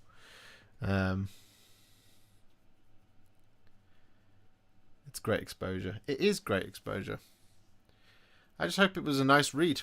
I hope it was useful as well.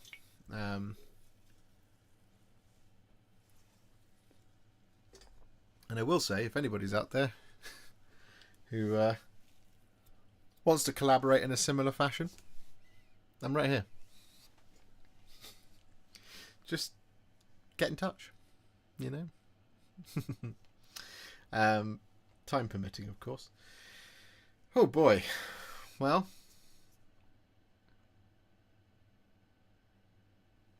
we done good today. We done real good. I don't think we do need to do a highlight. Well, I mean, later we will, but I don't think we need to do a highlight for the sake of figuring out this video. I would suggest that this is probably a good place to not finish the stream. We can keep going for a little while longer. I can actually answer some of your questions and stuff like that. But I feel like that's a good place to stop. And what I can do is I can create a bigger video where we then do the rest of the colours out of this, but I won't do that now, obviously. But yeah, I mean that's the meat and potatoes of it. That's how it works. So yeah, now let's have some music on.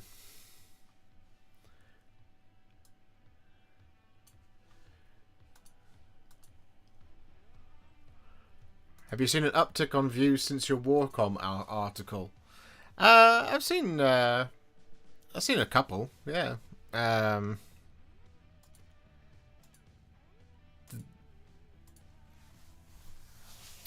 saw quite a significant amount of Instagram followers because they tagged me in a story when they shared the article.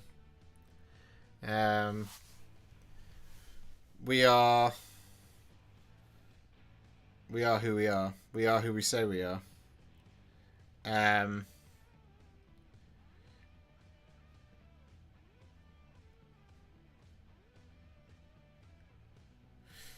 Wow. That is quite the jump. Well, this stream alone has gained me at least 30 subscribers. Thank you, new subscribers, if you're not already.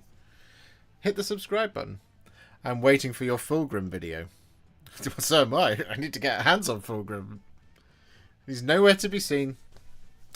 As are none of the Emperor's Children. But at least we are equipped now. And this is great for me, because it means that when the Emperor's Children do come out, I have this record of this video where I can go back and look at it and remember what past Josh was telling me. Given us whoever knows when they're going to come out, but I've got so much to do between now and whenever that I will forget this.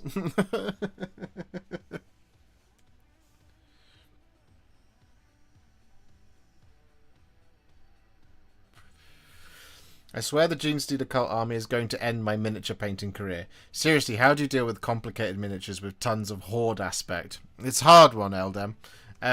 One thing that will help you out is it's a psychological trick, but it is basically a case of only ever have 5 of them in front of you of your miniatures to paint. So even if you've built 30, put 25 away. Put them in a box. Put them out of sight, out of mind. Somewhere where you can't see them. And paint them 5 at a time. Because once you finish 5, you see it come together. And you keep the 5 that are finished somewhere.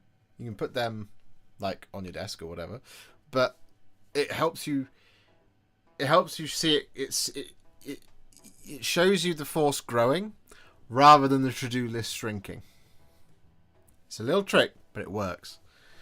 Painting the Yin Khan for my friend, but he doesn't like green, and the fire energy is green. Any good contrast / shade paint suggestions for a purpley or pink fire energy? Oh, that's a good question. How would I do it? Pinky purple. I need to look at the Incarn. The Incarn.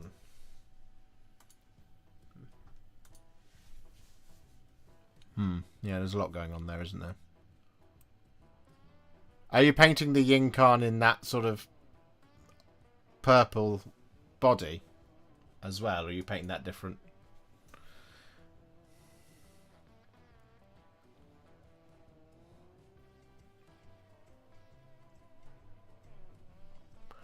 I have so many Tau, but I do not want to paint all them drones. I'm the same. I'm working on Tyranids and wholeheartedly agree with this. Sick. Yeah, no, batch painting, do it in 5s. Don't do it in 10s, don't do it in 20s. Even 6. 6 will make you feel like you're gonna, it's just one more. How could one more hurt?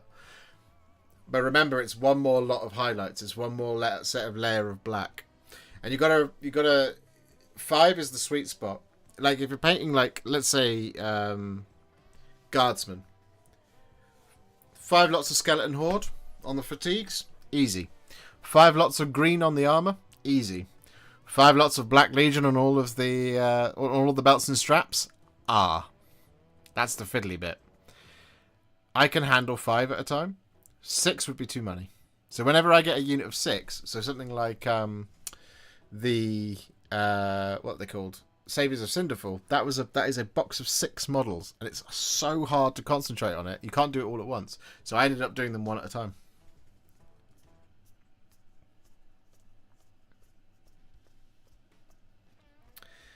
But yeah, let me know, Malphite, about the Incarn. What colour are you painting the body? Because I wouldn't suggest doing purpley fire with the purple body. I think it would be just too much the same colour. Any tips of Stormcast Dracoline skin? Dracolines.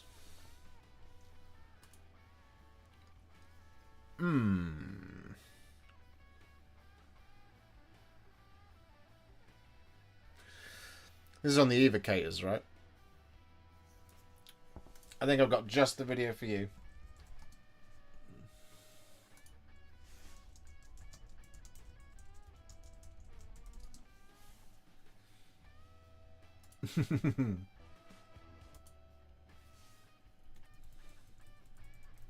Okay.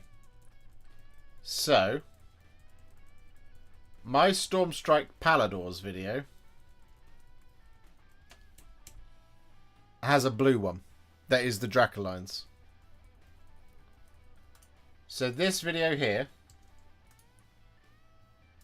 this one here, will help you paint the blue Dracolines. You just, instead of the hair doing it the darker blue, you do the scales the darker blue. Do you save each and every minute you paint? Absolutely. They don't go in the bin. Noise Marines come in a squad of 6. They should be done in 2 lots of 3. Exactly, Cameron. Exactly.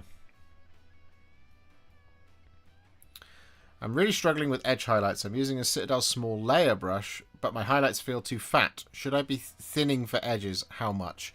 Yeah. You want to thin down your paints when you're edge highlighting.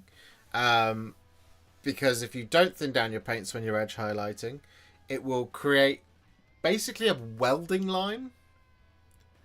You want it to be thin. You can do stuff with a small layer brush. For me, it's too big a brush. Like, my eyes just don't like it. You might consider getting a slightly smaller brush. But yeah, you do need to thin it down. And the thing you need to check is your angle of attack, right? So the best thing I can explain when you're doing any edge highlighting, if I go like this, let's use this pair of tweezers as an example. A lot of people, when they start edge highlighting, will try and do it like this. It's not how you do it. It's one way of doing it, but it's not how you do it. The best thing you can do is, if you look at this angle here,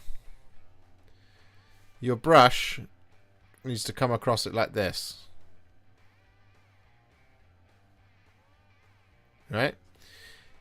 As long as you keep your brush at that angle, you'll hit the edge. Now, occasionally, naturally, you might come across an area where, for example, that's not going to work. So, trying to get in here, for example, if you're trying to highlight these tweezers, you could go along this inside edge here.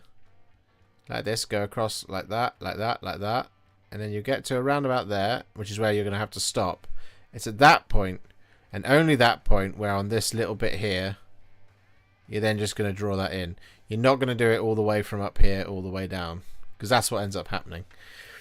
If that angle of attack isn't correct, and the best way to probably demonstrate this is using a knife, weirdly. So see this knife, if we imagine that this is the brush, And we're coming along this edge like that, at that angle. If you go that way a little bit, more of the knife is touching the tweezers. If we go that way too much, you see what I mean? And even if you're using this much, see how that's doing that? Now, I will state, for the record, something that sounds like I'm sounds like I'm going to be being condescending, but I'm not. Move the model, not your brush hand. Sounds dumb, I know. Now what I don't mean is when you're highlighting it that you hold your brush like this and move the model like this. No. When you're trying to do the kind of... If we go here. So if we go over this like this. So at the moment, the only place that really we could do a comfortable edge highlight is going to be along here, right?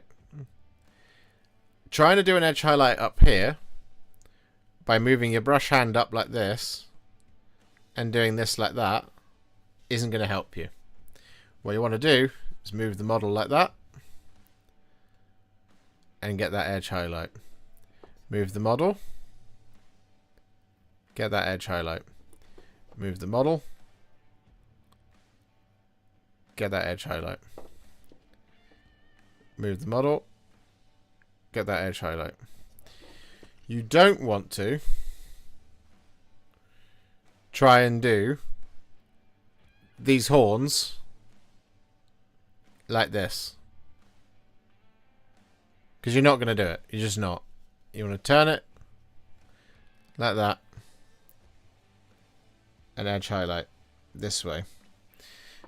You basically, what's the most comfortable brush stroke? Towards you, like this. That is the most comfortable brush stroke. Think about when you do the alphabet, right? If you do your have I got a pen nearby? I do have a pen nearby. Excellent. Do I ruin a piece of palette paper? Let's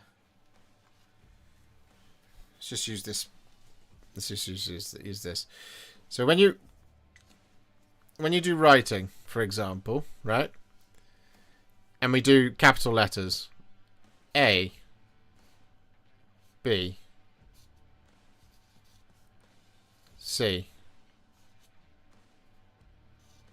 D, E, F, G, right?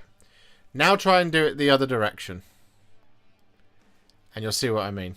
So try going A.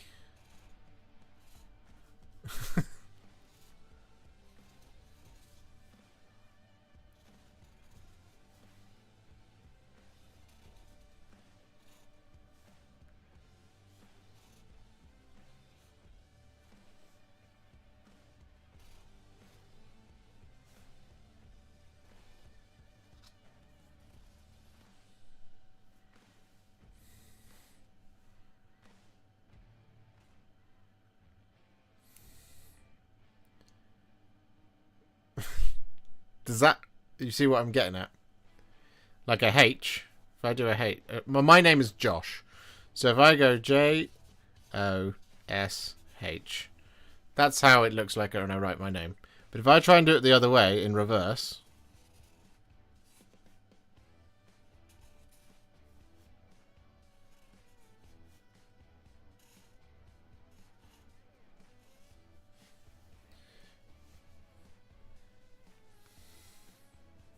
My D got better. My D did get better. But my other letters didn't.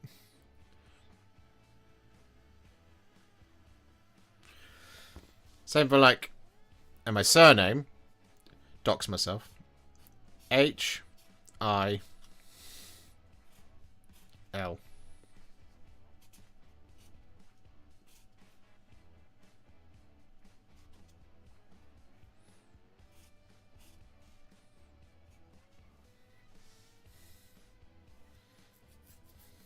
Now cursive. Ugh,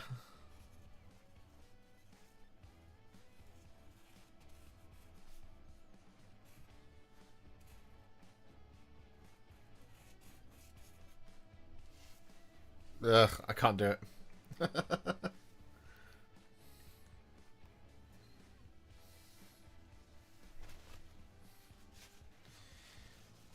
Oh no!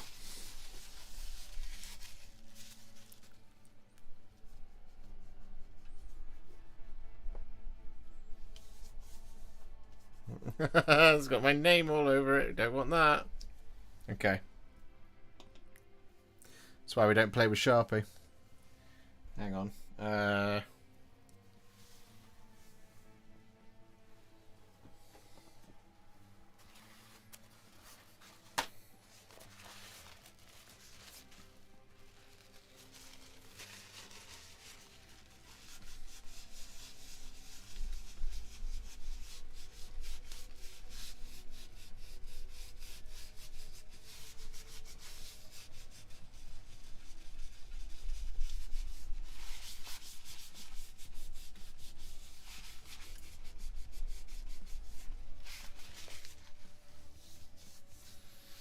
Oh, I was probably due a different one.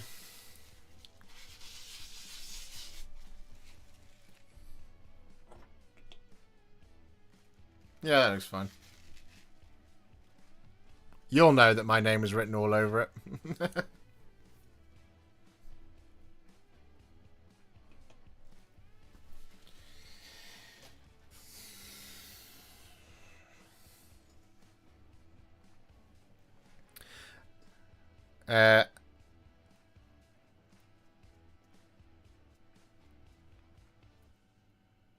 Well, there you go.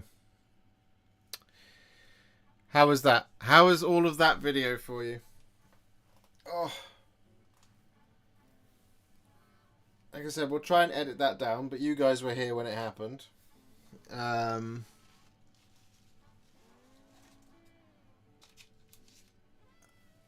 Did you find that useful?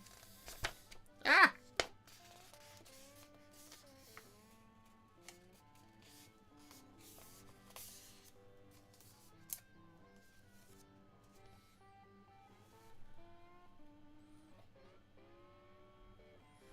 Don't need that.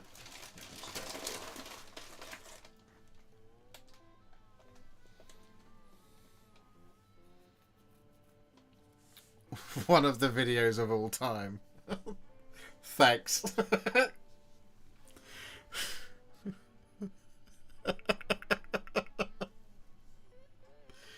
It was certainly one of the videos of all time.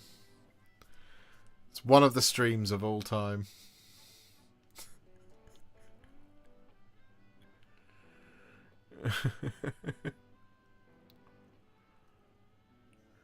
Now you just need to tell all of us to look under our seats because we all get a box of Emperor's Children. Philip, if I could do that, if I could afford that, I would do that. However, I don't even have a box of Emperor's Children. Nor do I have the money to buy any of you Emperor's Children models.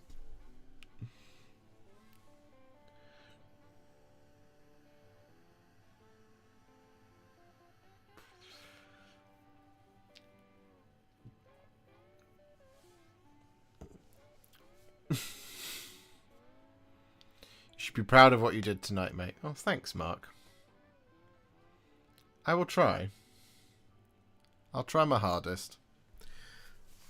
I promise what I won't do is sit and worry about whether or not it actually worked.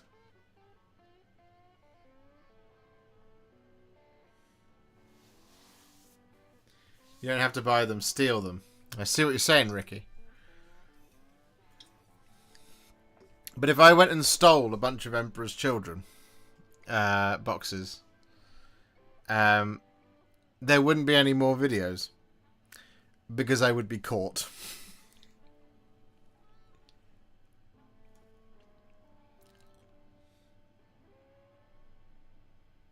But yeah, I'm pleased because I now know how I will do it as and when it happens. And if it doesn't happen at all, I can at least do some Terminators and be part of the conversation the day it comes out.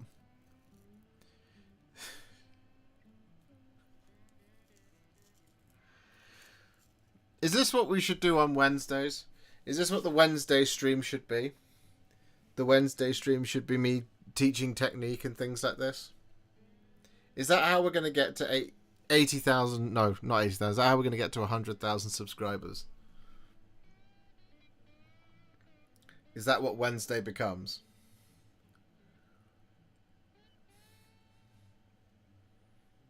Okay. Okay. What's the best way of me figuring out what you want? Because I have a very large brain that remembers lots and lots of useless stuff, like the entire scripts of The Lord of the Rings, which is great for most of the time when I'm watching the things, because it means I know exactly what's happening next. What I don't have is a great memory for all of your questions. So, what do I do? What's next? You know? Because like I know the questions come up all the time. It's like, how do you thin down the paint? Or actually, it's often not phrased like that. It's phrased very rudely of like, you don't even use water on your paints. I'm like, yes, I do. I use it for all my base and layer paints. And I thin down the contrast paints based on the ratios that you see in the videos. Actually.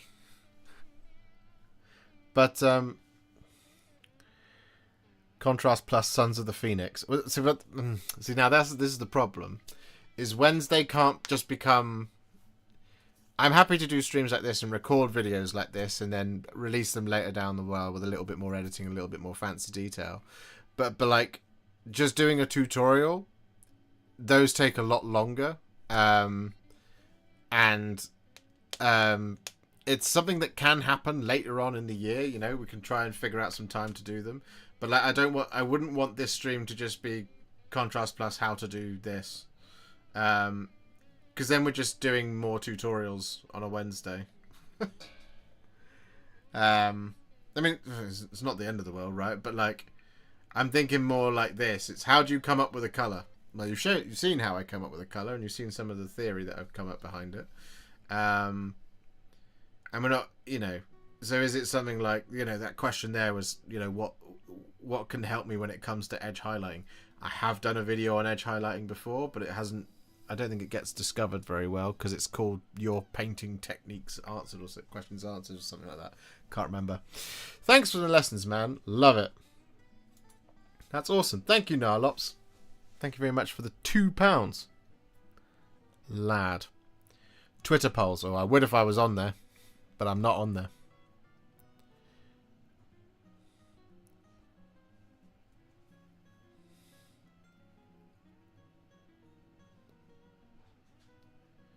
Did you do Storm Fiends or just do the Thanquol recipe? I've only done Thanquol, which you could use on the Storm Fiends, or you could use the Rat Ogres. I haven't done a Storm Fiends video. With the Yinkana, I wasn't set on a body colour really. Looking at the flames though, I'm pretty set on something purple/pink. I imagine the hair bits will look good just white or silvery.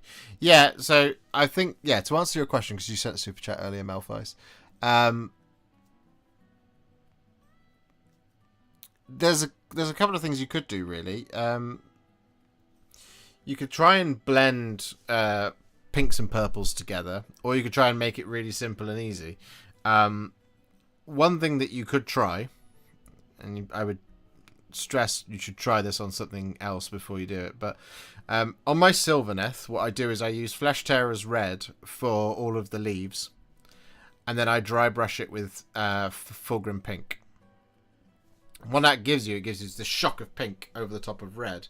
Now, what you could do is you could try using something like Leviathan Purple or Luxion Purple and dry brush it with Fulgrim Pink. Alternatively, like I said, you could do a bunch of blending. What I would recommend in that instance is if you want to go from bright to dark, so you probably want to use again Leviathan Purple. And you probably want to use something like Volupus Pink. As we've seen, it's a really lovely paint. A goated paint. Thin them both down. Probably in a roughly 4-to-1 mix of 4 parts paint to 1 part Lamy and medium, and then just slather it on a section. Wash your brush, go to the other paint, starting inside, slather it on in that section. And the best thing I can recommend is if you check out any of my videos where I do fire, you see how that works, right? So, like, for example, on this thing, the Stormreach portal, right? You see those flames there? It's all done at the same time, right? So, choose your paints, slather it on, use the paints to zhuzh, and blend together, is one way you could do it, if you're going to use that. But that's, like I said, if you check out things like my Sylvaneth videos, you'll see that Flesh Terror's red dry brush with Fulgrim pink, what that looks like. It gives you basically like a reddy pink, but it will look like that one color basically.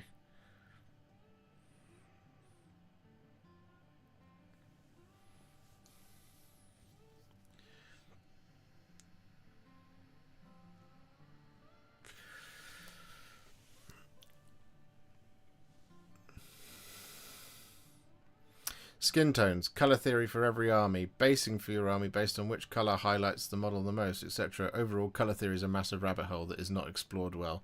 Yeah, it's a tough one, that one. I'm not an expert on it.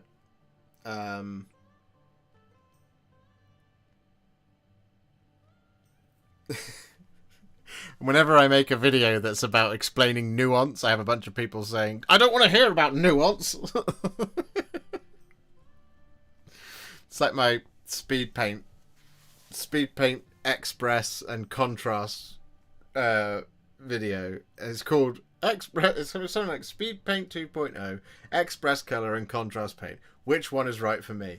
And the first 5 minutes of the video are me explaining what the objectives and outcomes of the video are supposed to be. And there are so many people in there who are just like, I don't care about the intro. I just want to hear that speed paint's the best. And I'm like, but it's not the right one for me. And they're like, well, you're wrong. I'm like,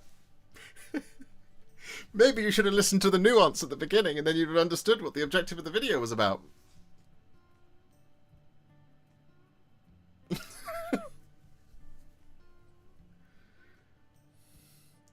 Other than mud and Tyrant Skull dry brush. Hey. Hey. Hey now. Listen.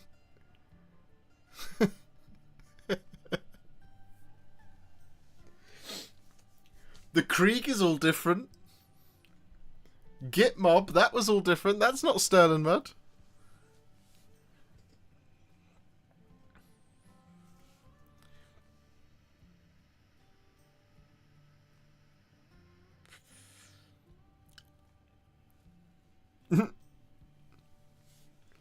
When I don't know what else to do, I do Sterling Mud.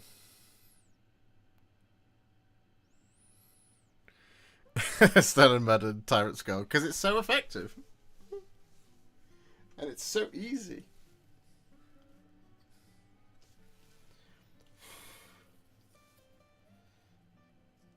This Grimhold Exile, he's different. I am capable of it. There is a playlist on the channel of different bases. There's like 5 or 6 videos in there.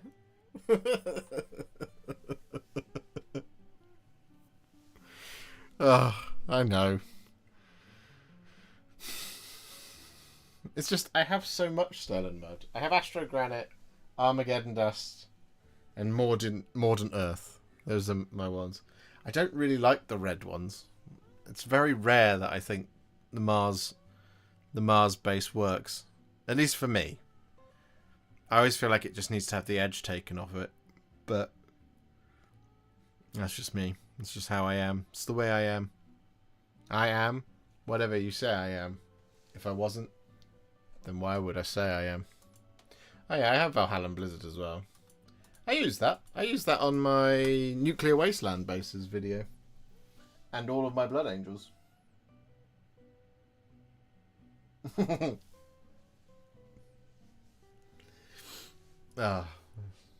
Anyway.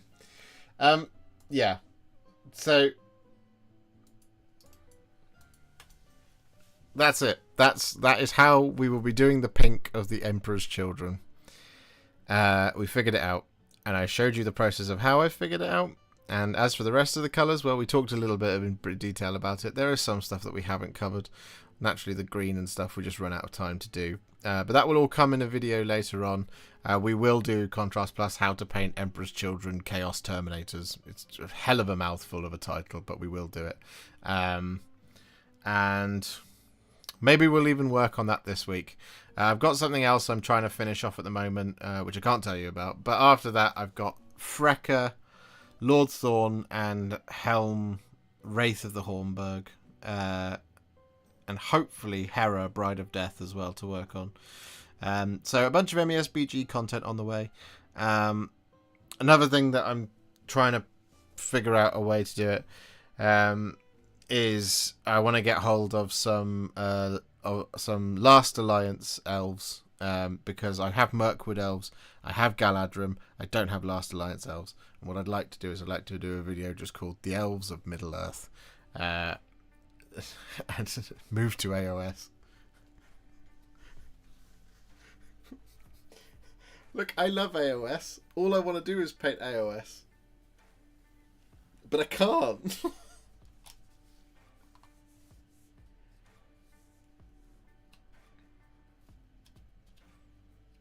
Oh, you were talking to Sir Strumming Fish. Tell me what to paint next. Riders of Rohan, Mordor Orcs, Rivendell Knights. Do your Mordor Orcs, then do your Riders of Rohan.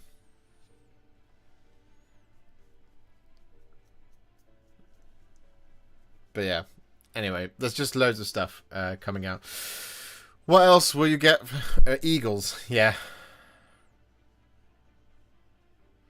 I just received a gifted membership to another channel while I'm sitting here watching Warhipster. Is that a thing?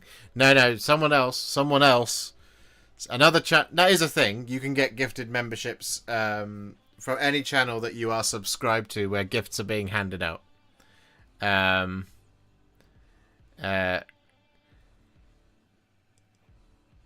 You won't get to 100k talking enemy SPG. No, I know, but it's what everybody wants.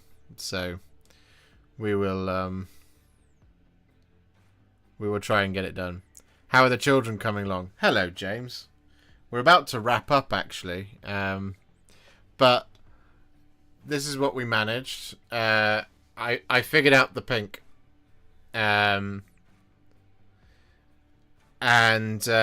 This video also went over how I figured out the pink and also how I figured out the colour scheme. It's 2 parts Lamian medium to 1 part Volupus pink over Greyseer, and then, if needed, not that it really does, as you can't really tell that it's happened, but if needed, there is a roughly sort of 3 or 4 parts water to 1 part Emperor's Children mix over the top. As a glaze, just if it needs it to correct it. What I haven't done is a highlight, which will be Fulgrim pink, but we figured it out. We figured out the pink. The pink is figured out. But yeah, I hope chat will confirm to you all that